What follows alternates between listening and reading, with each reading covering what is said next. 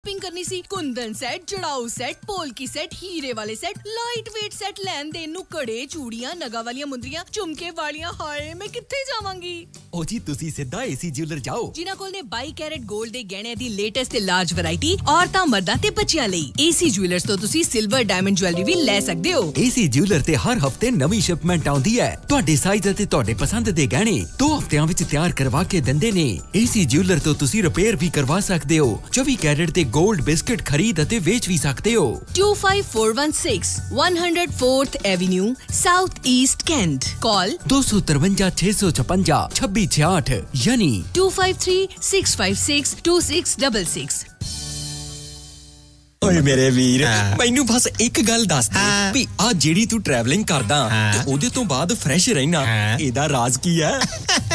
ਇਹਦਾ ਰਾਜ਼ ਹੈ Arlington fuel stop. Arlington fuel stop 1801 pioneer street highway exit 208 ਤੇ, ਜਿੱਥੇ ਤੁਹਾਨੂੰ ਫ੍ਰੀ ਕਾਫੀ, free fax service, free truck parking, ਰੋਟੀ, ਠੇਕਾ, ਲਾਂਡਰੀ, ਸ਼ਾਵਰ ਤੇ ਟਰੱਕਾਂ ਦਾ ਹੋਰ ਵੀ ਸਾਮਾਨ ਆਸਾਨੀ ਨਾਲ ਮਿਲੇਗਾ। ਹੁਣੇ ਕਾਲ ਕਰੋ 360 652 6066 ਯਾਨੀ 360652 6066। ਇਹ ਦੋ ਲੋਕੇਸ਼ਨਾਂ ਤੋਂ ਸੇਵਾਵਾਂ ਪ੍ਰਦਾਨ ਕਰਦੇ ਨੇ। Second location Lost Hill travel centre 14814 ਐਲੋਮ street, Lost Hills. Phone number 661 797 2354।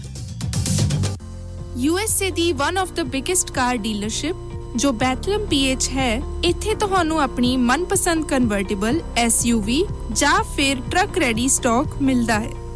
ਇਹ ਤੁਹਾਨੂੰ ਤੁਹਾਡੀ ਆਪਣੀ ਮਾਂ ਬੋਲੀ ਪੰਜਾਬੀ ਵਿੱਚ ਕਾਰ ਚੂਜ਼ ਕਰਨ 'ਚ ਮਦਦ ਕਰਦੇ ਨੇ।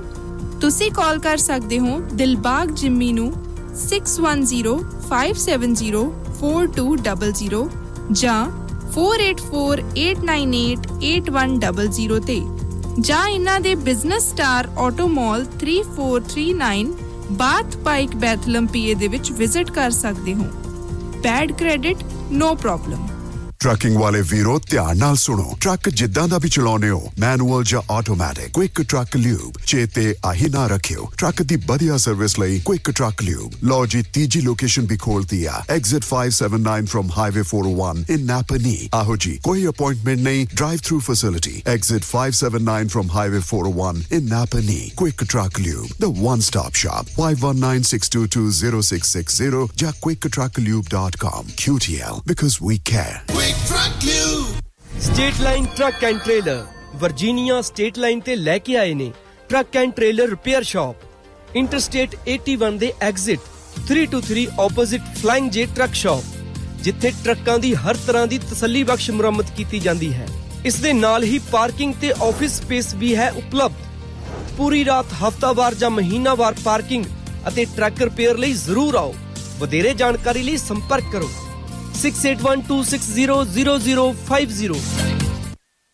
ਸੋ ਪ੍ਰੋਗਰਾਮ ਸ਼ਮਾਦਾਨ ਦੇ ਵਿੱਚ ਇਸ ਵਕਤ ਤੁਸੀਂ ਰੇਡੀਓ ਪੰਜਾਬ ਟੂਡੇ ਦੇ ਬਠਿੰਡਾ ਸਟੂਡੀਓ ਤੋਂ ਸਾਡੇ ਨਾਲ ਜੁੜੇ ਹੋਏ ਹੋ। ਢਿੱਲੋਂ ਸਾਹਿਬ ਸਤਿ ਸ਼੍ਰੀ ਅਕਾਲ ਜੀ। ਸਤਿ ਸ਼੍ਰੀ ਅਕਾਲ ਜੀ। ਢਿੱਲੋਂ ਸਾਹਿਬ, ਪੰਜਾਬ ਦੀ ਸਿਆਸਤ ਦੇ ਵਿੱਚ ਦੋ ਅਹਿਮ ਜਿਹੜੇ ਬਿਆਨ ਆਉਂਦੇ ਨੇ। ਸੋ ਪਹਿਲਾ ਬਿਆਨ ਆਪਾਂ ਕਰਦੇ ਹਾਂ ਜਗਮੀਤ ਸਿੰਘ ਬਰਾੜ ਹੋਰਾਂ ਦਾ। ਜਗਮੀਤ ਸਿੰਘ ਦੇ ਬਰਾੜ ਦੀ ਜਿਹੜੀ ਪ੍ਰੈਸ ਕਾਨਫਰੰਸ ਹੈ, ਜੋ ਫੀਡਬੈਕ ਲੋਕਾਂ ਨੇ ਕਮੈਂਟ ਕੀਤੇ ਹੈ, ਕਹਿੰਦੇ ਪ੍ਰੈਸ ਕਾਨਫਰੰਸ ਨਾਲੋਂ ਉਹ ਲੰਮਾ ਇੱਕ ਭਾਸ਼ਣ ਸੀ ਅਤੇ ਉਹ ਭਾਸ਼ਣ ਦਾ ਜਿਹੜਾ ਹੈ ਅੰਦਰਲਾ ਨੱਟ ਸ਼ੈੱਲ ਕੀ ਸੀ, ਕਿਉਂਕਿ ਇਹ ਮੈਨੂੰ ਪਤਾ ਕਿ ਜਗਮੀਤ ਬਰਾੜ ਗੱਲ ਲੰਮੀ ਕਰਦਾ ਅਤੇ ਲੋਕਾਂ ਦੇ ਖਾਨੇ 'ਚ ਪਾਉਣ ਦੀ ਕੋਸ਼ਿਸ਼ ਕਰਦਾ। ਬਿਲਕੁਲ ਕੋਈ ਸ਼ੱਕ ਨਹੀਂ ਕਿ ਜਗਮੀਤ ਸਿੰਘ ਬਰਾੜ ਨੇ ਪ੍ਰੈਸ ਕਾਨਫਰੰਸ ਵਾਸਤੇ ਬਠਿੰਡਾ ਨੂੰ ਚੁਣਿਆ ਜੀ। ਬਠਿੰਡਾ ਮਾਲਵੇ ਦੀ ਪੋਲੀਟਿਕਸ ਦੀ ਆਪਾਂ ਰਾਜਧਾਨੀ ਕਹਿ ਸਕਦੇ। ਬਿਲਕੁਲ। ਪ੍ਰੈਸ ਦੇ ਪੱਖ ਤੋਂ ਜੀ ਵੀ ਜੇ ਆਪਾਂ ਦੇਖੀਏ ਤਾਂ ਬਠਿੰਡਾ ਬਹੁਤ ਲੰਬੇ ਸਮੇਂ ਤੋਂ ਪ੍ਰੈਸ ਦਾ ਇੱਕ ਗੜ੍ਹ ਬਣਿਆ ਹੋਇਆ ਜੀ। ਔਰ ਇੱਥੋਂ ਜਿਹੜੀ ਖਬਰ ਅਖਬਾਰਾਂ ਨੂੰ ਜਾਂਦੀ ਹੈ, TV ਚੈਨਲਾਂ ਨੂੰ ਜਾਂਦੀ ਹੈ, ਉਹ ਕਿਸੇ ਇੱਕ ਐਡੀਸ਼ਨ ਤੱਕ ਸੀਮਿਤ ਹੋ ਕੇ ਨਹੀਂ ਰਹਿੰਦੀ, ਲਗਭਗ ਸਾਰੀਆਂ ਥਾਵਾਂ 'ਤੇ ਪਹੁੰਚਦੀ ਹੈ। ਮੇਰੇ ਯਾਦ ਆ ਉਹ ਟਾਈਮ ਜਦੋਂ ਬੇਅੰਤ ਸਿੰਘ ਮੁੱਖ ਮੰਤਰੀ ਹੁੰਦਾ ਸੀ, ਉਹ ਵੀ ਪ੍ਰੈਸ ਕਾਨਫਰੰਸ ਕਰਨ ਵਾਸਤੇ ਬਠਿੰਡੇ ਹੀ ਆਉਂਦੇ ਹੁੰਦੇ ਸੀ, ਜਲੰਧਰ ਤੋਂ ਬਾਅਦ ਬਠਿੰਡਾ ਜੀ। ਔਰ ਜਗਮੀਤ ਸਿੰਘ ਬਰਾੜ ਨੇ ਵੀ ਬਠਿੰਡਾ ਨੂੰ ਚੁਣਿਆ। ਸਿਮਰਜੀਤ ਸਿੰਘ ਮਾਨ ਹੋਰੀ ਵੀ ਦੇਖਿਆ ਆਪਾਂ ਬਠਿੰਡਾ ਨੂੰ ਚੁਣਦੇ ਆ। ਜਦੋਂ ਬੇਅਦਬੀ ਦੀਆਂ ਘਟਨਾਵਾਂ ਦੇ ਸੰਬੰਧ ਵਿੱਚ ਸਾਧੂ ਸੰਤ ਜਾਂ ਆਪਾਂ ਸਿੱਖ ਪ੍ਰਚਾਰਕਾਂ ਦੀ ਗੱਲ ਕਰੀਏ ਤਾਂ ਉਹ ਵੀ ਬਠਿੰਡਾ ਨੂੰ ਚੁਣਦੇ ਹੁੰਦੇ ਸੀ। ਸੋ ਇਹ ਗੱਲ ਠੀਕ ਹੈ ਤੁਹਾਡੀ ਕਿ ਜਗਮੀਤ ਸਿੰਘ ਬਰਾੜ ਨੇ ਆਪਣੀ ਗੱਲ ਲੋਕਾਂ ਤੱਕ ਪਹੁੰਚਾਉਣ ਵਾਸਤੇ ਬਠਿੰਡੇ ਚੋਣ ਕੀਤੀ। ਔਰ ਬਠਿੰਡੇ ਦੀ ਚੋਣ ਦੇ ਵਿੱਚ ਕੱਲ੍ਹ ਉਹਨਾਂ ਨੇ ਸਰਕਟ ਹਾਊਸ ਦੇ ਵਿੱਚ ਇੱਕ ਪ੍ਰੈਸ ਕਾਨਫਰੰਸ ਕੀਤੀ।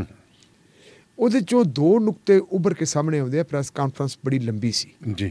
ਇੱਕ ਤਾਂ ਜਗਮੀਤ ਸਿੰਘ ਬਰਾੜ ਨੇ ਕਿਹਾ ਕਿ ਮੈਂ ਅਕਾਲੀ ਹਾਂ ਤੇ ਅਕਾਲੀ ਦਲ 'ਚ ਹੀ ਰਹੂੰਗਾ, ਮੈਂ ਹੁਣੇ ਫੈਸਲਾ ਕਰ ਲਿਆ ਜੀ ਵੀ ਹੁਣ ਮੈਂ ਕਿਸੇ ਪਾਸੇ ਹੋਰ ਨਹੀਂ ਚੱਕਦਾ। ਹਾਂ, ਅਗਲੀ ਗੱਲ ਉਹਨੇ ਕਹੀ ਕਿ ਮੇਰੀ ਜ਼ਿੰਦਗੀ ਦੀ ਮਨਸ਼ਾ ਹੁਣ ਪਾਰਲੀਮੈਂਟ ਦਾ ਮੈਂਬਰ ਜਾਂ ਅਸੈਂਬਲੀ ਦਾ ਮੈਂਬਰ ਬਣਨਾ ਨਹੀਂ, ਸਗੋਂ ਕੌਮੀ ਸੰਦਰਭ ਦੇ ਵਿੱਚ ਜੇ ਆਪਾਂ ਦੇਖੀਏ ਤਾਂ ਕੌਮੀ ਸੰਦਰਭ ਦੇ ਵਿੱਚ ਜਿਹੜੀਆਂ ਨੈਸ਼ਨਲ ਪਾਰਟੀਆਂ ਜੀ, ਚਾਹੇ ਉਹ ਭਾਰਤੀ ਜਨਤਾ ਪਾਰਟੀ ਹੈ, ਚਾਹੇ ਉਹ ਕਾਂਗਰਸ ਪਾਰਟੀ ਹੈ, ਚਾਹੇ ਹੁਣ ਵਾਲੀ ਆਮ ਆਦਮੀ ਪਾਰਟੀ ਹੈ, ਇਹਨਾਂ ਪਾਰਟੀਆਂ ਦੀ ਲੀਡਰਸ਼ਿਪ ਸਾਰੀ ਦਿੱਲੀ ਬੈਠੀ ਹੈ ਜੀ।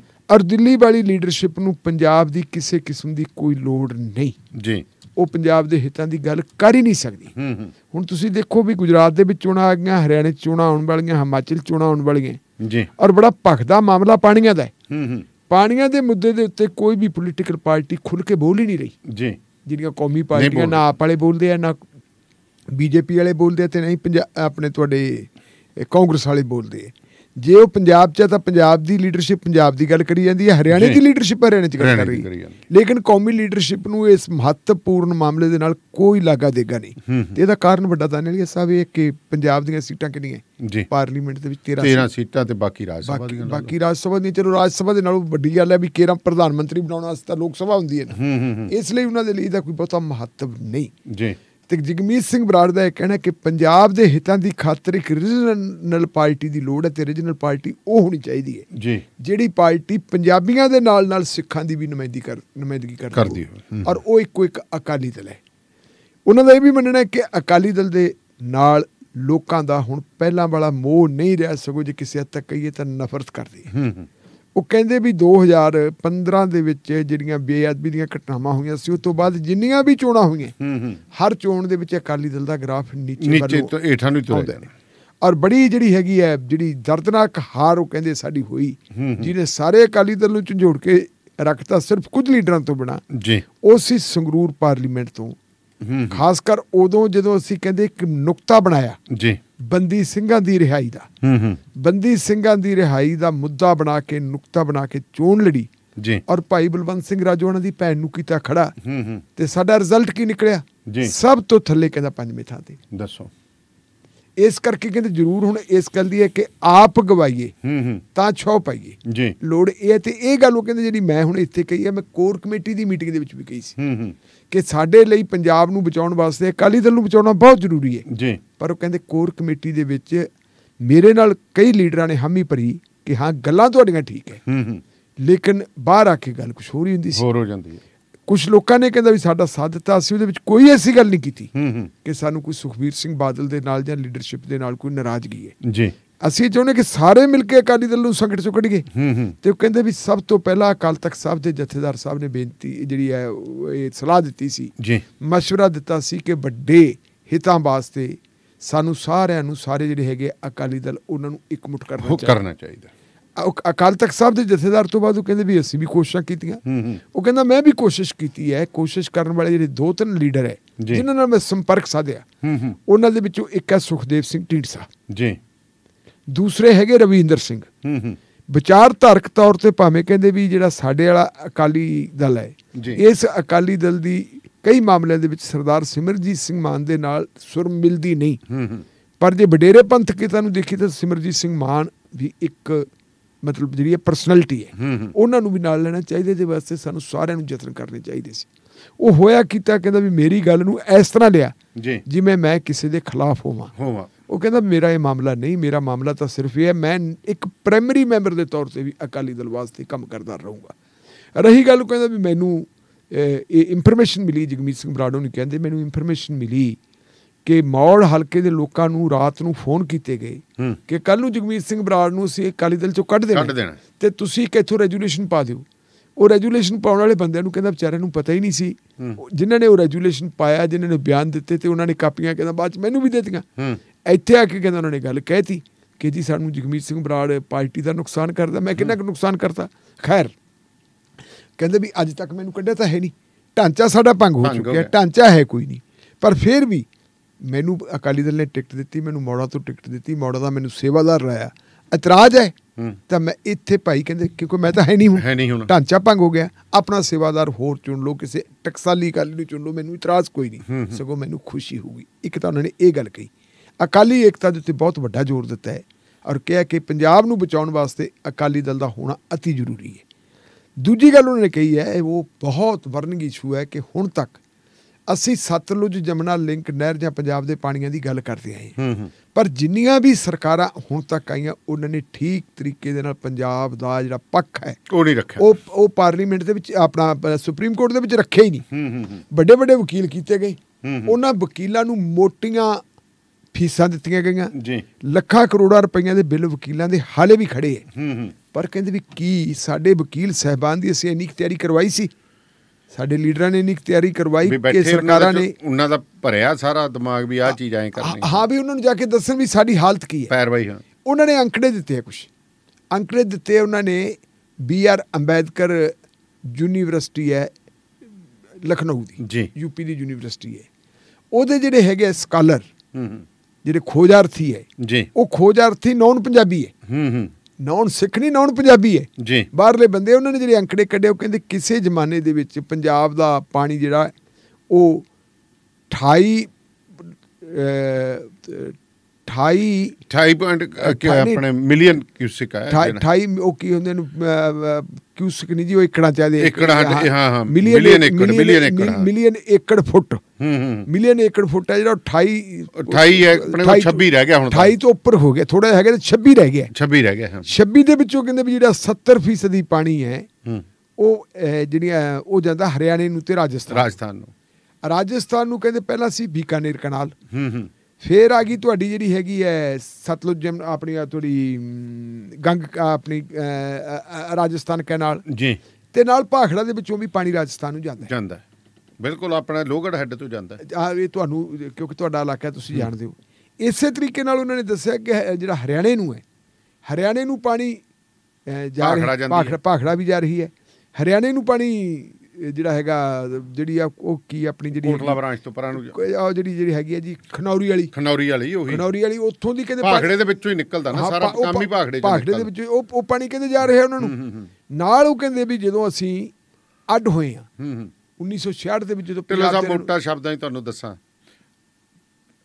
75 ਪੈਸੇ ਦਾ ਸਤਲੁਜ ਜਾ ਰਿਹਾ ਜੀ, ਸਿੱਧੀ ਜੀ ਗੱਲ ਲਾ ਲਓ ਬਾਹਰ, ਤੇ 80 ਪੈਸੇ ਜਾ ਰਿਹਾ ਬਿਆਸ, ਹੁਣ ਰਹਿ ਗਿਆ ਰਾਵੀ ਜੀ। ਹੁਣ ਰਾਵੀ ਦੇ ਵਿੱਚੋਂ ਤਾਂ ਇੱਧਰ ਆਉਂਦਾ ਨਹੀਂ ਪਾਣੀ, ਆਉਂਦਾ ਹੀ ਨਹੀਂ। ਠੀਕ ਹੈ ਜੀ, ਜਿੰਨਾ ਬਿਆਸ ਵਗਦਾ ਤੁਸੀਂ ਹਰੀਕੇ ਹੈੱਡ ਤੇ ਖੜ ਜਾਓ, ਉੱਥੋਂ ਰਾਜਸਥਾਨ ਕਨਾਲ ਨਿਕਲਦੀ ਹੈ ਤੇ ਸਰਹੰਦ ਫੀਡਰ ਨਿਕਲਦੀ ਹੈ, ਖੋਸਾ ਦਲ ਸਿੰਘ ਵਾਲੇ ਹੈੱਡ ਤੋਂ ਨਿਕਲਦੀ ਹੈ ਜੀ ਰਾਜਸਥਾਨ ਕਨਾਲ, ਗੰਗ ਕਨਾਲ।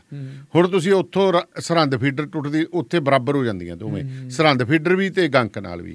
ਤੇ ਜਿਹੜੀ ਰਾਜਸਥਾਨ ਕਨਾਲ ਆ ਦੇਖ ਲਓ, ਪੂਰਾ ਦਾ ਪੂਰਾ ਦਰਿਆ ਇਹ ਜਾਂਦਾ, ਕਿੰਨੇ ਕੀ ਕਹਿੰਦੇ ਬੁਰਜੀਆਂ ਗਿਣ ਦੋ ਪੁਲਾਂ ਤੇ, ਠੀਕ ਆ, ਜਿਹਦੇ ਵਿੱਚ ਕਿਸ਼ਤੀਆਂ ਚਲਾਉਂਦੇ ਸੁਖਬੀਰ ਸਿੰਘ ਬਾਦਲ, ਠੀਕ ਆ। ਹੁਣ ਇੱਥੋਂ ਅੰਦਾਜ਼ਾ ਲਾ ਲਓ ਵੀ ਮੈਂ ਤਾਂ ਇੱਕ ਅੰਨੇ ਨੂੰ ਪੜਾਉਣਾ, ਅੰਨੇ ਦੇ ਤਰੀਕੇ ਨਾਲ ਵੀ ਭਾਈ ਉੱਤੋਂ ਖੜ ਕੇ ਦੇਖ ਲਓ ਆਹ ਦਰਿਆ ਵਗਦੇ ਆ ਪੰਜਾਬ ਦੇ ਵਿੱਚ, ਦੋਹਾਂ ਦਰਿਆਵਾਂ ਦਾ ਆਪਣੇ ਮਾਲਵੇ ਮਾਝੇ 'ਚ ਪਾਣੀ ਆਉਂਦਾ। ਬਿਲਕੁਲ ਤੁਹਾਡੀ ਇਹ ਤਾਂ ਜਾ ਰਹੀ ਹੈ, ਪਰ ਇਹਦੇ ਨਾਲ ਅਗਲਾ ਦੇਖੋ ਤੁਸੀਂ 1966 ਤੋਂ ਪਹਿਲਾਂ ਪੰਜਾਬ ਇਕੱਠਾ ਸੀ, ਹਰਿਆਣਾ ਤੇ ਪੰਜਾਬ ਇਕੱਠੇ ਸੀ, ਜਮਨਾ ਵੀ ਪੰਜਾਬ ਦੀ ਮਿਲਕੀਅਤ ਵਾਲਾ ਸੀ, ਰਿਪੇਰੀਅਨ ਸੀ। ਉਸ ਰਿਪੇਰੀਅਨ ਜਮਨਾ 'ਚ ਸਾਨੂੰ ਇੱਕ ਤੁਪਕਾ ਪਾਣੀ ਨਹੀਂ ਆਉਂਦਾ, ਉਹ ਜਮਨਾ ਦਾ ਪਾਣੀ ਸਾਰਾ ਜਿਹੜਾ ਹੈਗਾ ਉਹ ਹਰਿਆਣਾ ਸਾਰਾ ਹਰਿਆਣਾ ਨੂੰ। ਜਦ ਹਰਿਆਣੇ ਦਾ ਰਕਬਾ ਸਾਡੇ ਨਾਲੋਂ ਘੱਟ ਹੈ ਤੇ ਪਾਣੀ ਸਾਡੇ ਨਾਲੋਂ ਵੱਧ ਹੈ, ਉੱਥੋਂ ਬਾਅਦ ਦਿੱਲੀ ਨੂੰ ਵੀ ਜਾਂਦਾ ਪੀਣ ਵਾਸਤੇ। ਅਗਲੀ ਗੱਲ ਉਹਨੇ ਕਹੀ ਹੈ, ਉਹਨੇ ਗੱਲ ਬਹੁਤ ਵੱਡੀ ਕਹੀ ਹੈ ਜਗਮੀਤ ਸਿੰਘ ਬਰਾੜ ਹੋਰਾਂ ਨੇ। ਉਹ ਕਹਿੰਦੇ ਵੀ ਜਦੋਂ ਅਟਲ ਬਿਹਾਰੀ ਵਾਜਪਾਈ ਪ੍ਰਧਾਨ ਮੰਤਰੀ ਹੁੰਦੇ ਸੀ, ਉਹਨਾਂ ਨੇ ਉਸ ਵੇਲੇ ਸਾਰੇ ਦੇਸ਼ ਦੇ ਦਰਿਆਵਾਂ ਨੂੰ ਜੋੜਨ ਦਾ ਇੱਕ ਯੋਜਨਾ ਬਣਾਈ ਸੀ। ਕਹਿੰਦੇ ਮੈਂ ਵੀ ਪਾਰਲੀਮੈਂਟ ਦਾ ਮੈਂਬਰ ਸੀ, ਮੈਂ ਉਸ ਯੋਜਨਾ ਦਾ ਵਿਰੋਧ ਕੀਤਾ ਸੀ ਕਿ ਸਾਰੇ ਦੇਸ਼ ਦੇ ਜੇ ਤੁਸੀਂ ਉਹਨਾਂ ਨੂੰ ਜੋੜੋਗੇ ਦਰਿਆਵਾਂ ਨੂੰ, ਤੇ ਉਹਦੇ ਨਾਲ ਜਿਹੜਾ ਹੈਗਾ ਤੁਹਾਡਾ ਭੂਗੋਲਿਕ ਸਥਿਤੀ ਜਿਹੜੀ ਹੈਗੀ ਹੈ ਜੀ, ਕੀ ਕਹੋਗੇ ਤੁਸੀਂ ਉਹਨੂੰ, ਜਿਓਗ੍ਰਾਫੀਕਲੀ ਉਹ ਸਾਰਾ ਕੁਝ ਥੋੜਾ ਹਿੱਲ ਜਾਣਾ। ਇਹ ਨਹੀਂ, ਲੇਕਿਨ ਇੱਕ ਚੀਜ਼ ਉਹਦੇ ਵਿੱਚੋਂ ਕਹਿੰਦੇ ਬੜੀ ਕੰਮ ਦੀ ਚੀਜ਼ ਹੈ, ਜਿਹੜੀ ਹੈ ਪੰਜਾਬ ਤੇ ਹਰਿਆਣੇ ਦੀ ਜਿਹੜੀ ਬਿਮਾਰੀ ਹੈ ਪਾਣੀਆਂ ਦੀ, ਇਹਦਾ ਵੀ ਹੱਲ ਹੁੰਦਾ ਤੇ ਨਾਲ ਹੋਰ ਵੀ ਫਾਇਦਾ ਹੁੰਦਾ। ਉਹ ਕਹਿੰਦੇ ਵੀ ਜਿਹੜੇ ਝਰਨੇ ਤੇ ਛੋਟੇ ਛੋਟੇ ਨਾਲੇ ਨਿਕਲਦੇ ਆ ਨੇਪਾਲ ਦੀਆਂ ਪਹਾੜੀਆਂ ਤੋਂ, ਤੇ ਉਹਨਾਂ ਨੂੰ ਉਹ ਮਿਲ ਕੇ ਇੱਕ ਕਾਲੀ ਨਦੀ ਬਣ ਜਾਂਦੀ ਹੈ ਜੀ। ਉਹ ਕਾਲੀ ਨਦੀ ਜਦੋਂ ਮੌਸਮ ਆਉਂਦਾ, ਬਾਰਿਸ਼ਾਂ ਦਾ ਮੌਸਮ ਆਉਂਦਾ, ਉਸ ਵੇਲੇ ਬਿਹਾਰ ਦੇ ਵਿੱਚ ਤਬਾਹੀ ਮਚਾ ਦਿੰਦੀ ਹੈ ਜੀ। ਉਹ ਕਾਲੀ ਨਦੀ ਨੂੰ ਜੇ ਹੈਗਾ ਜੋੜ ਦਿੱਤਾ ਜਾਵੇ ਇਹਦੇ ਨਾਲ ਸ਼ਾਰਦਾ ਉਹਨੂੰ ਕਹਿੰਦੇ ਹਾਂ ਸ਼ਾਰਦਾ ਨਦੀ ਬਣ ਜਾਂਦੀ। ਸ਼ਾਰਦਾ ਨੂੰ ਜਮਨਾ ਨਾਲ ਜੋੜ ਦਿੱਤਾ ਜਾਵੇ ਤੇ ਜਮਨਾ ਨਾਲ ਜੋੜ ਕੇ ਉੱਥੋਂ ਜਿਹੜਾ ਪਾਣੀ ਆਉਣਾ ਉਸ ਪਾਣੀ ਨਾਲ ਹਰਿਆਣੇ ਦੀ ਸਮੱਸਿਆ ਹੱਲ ਹੋ ਸਕਦੀ ਹੈ, ਪੰਜਾਬ ਦੀ ਸਮੱਸਿਆ ਹੱਲ ਹੋ ਸਕਦੀ ਹੈ, ਰਾਜਸਥਾਨ, ਇੱਥੋਂ ਤੱਕ ਕਿ ਪ੍ਰਧਾਨ ਮੰਤਰੀ ਦਾ ਆਪਣਾ ਸੂਬਾ ਗੁਜਰਾਤ ਵੀ ਉਹਦੇ ਚੋਂ ਪਾਣੀ ਲੈ ਸਕਦਾ ਹੈ ਜੀ। ਤੇ ਅਗਲੀ ਗੱਲ ਜਿਹੜੀ ਹੜ੍ਹਾਂ ਨਾਲ ਤਬਾਹੀ ਹੁੰਦੀ ਹੈ ਉਹਦੇ ਤੋਂ ਬਿਹਾਰ ਵੀ ਬਚ ਸਕਦਾ ਤੇ ਨੇਪਾਲ ਵੀ ਬਚ ਸਕਦਾ। ਉਹਨਾਂ ਨੇ ਕਿਹਾ ਵੀ ਹੁਣ ਇਸ ਵੇਲੇ ਲੋੜ ਇਸ ਗੱਲ ਦੀ ਹੈ ਕਿ ਆਪਾਂ ਬਾਕੀ ਲੜਾਈਆਂ ਛੱਡ ਦਈਏ। ਸਾਡੇ ਲਈ ਹਰਿਆਣੇ ਦੇ ਲੋਕ, ਰਾਜਸਥਾਨ ਦੇ ਲੋਕ, ਉਹ ਵੀ ਸਾਡੇ ਭਰਾ ਹੈ ਤੇ ਬਾਬੇ ਨਾਨਕ ਨੇ ਕਹਿੰਦੇ ਜਿਹੜੀ ਸਾਨੂੰ ਜਿਹੜਾ ਦਿੱਤਾ ਹੈ ਸਿਧਾਂਤ ਦਿੱਤਾ ਹੈ ਕਿ ਵੰਡ ਛਕੋ।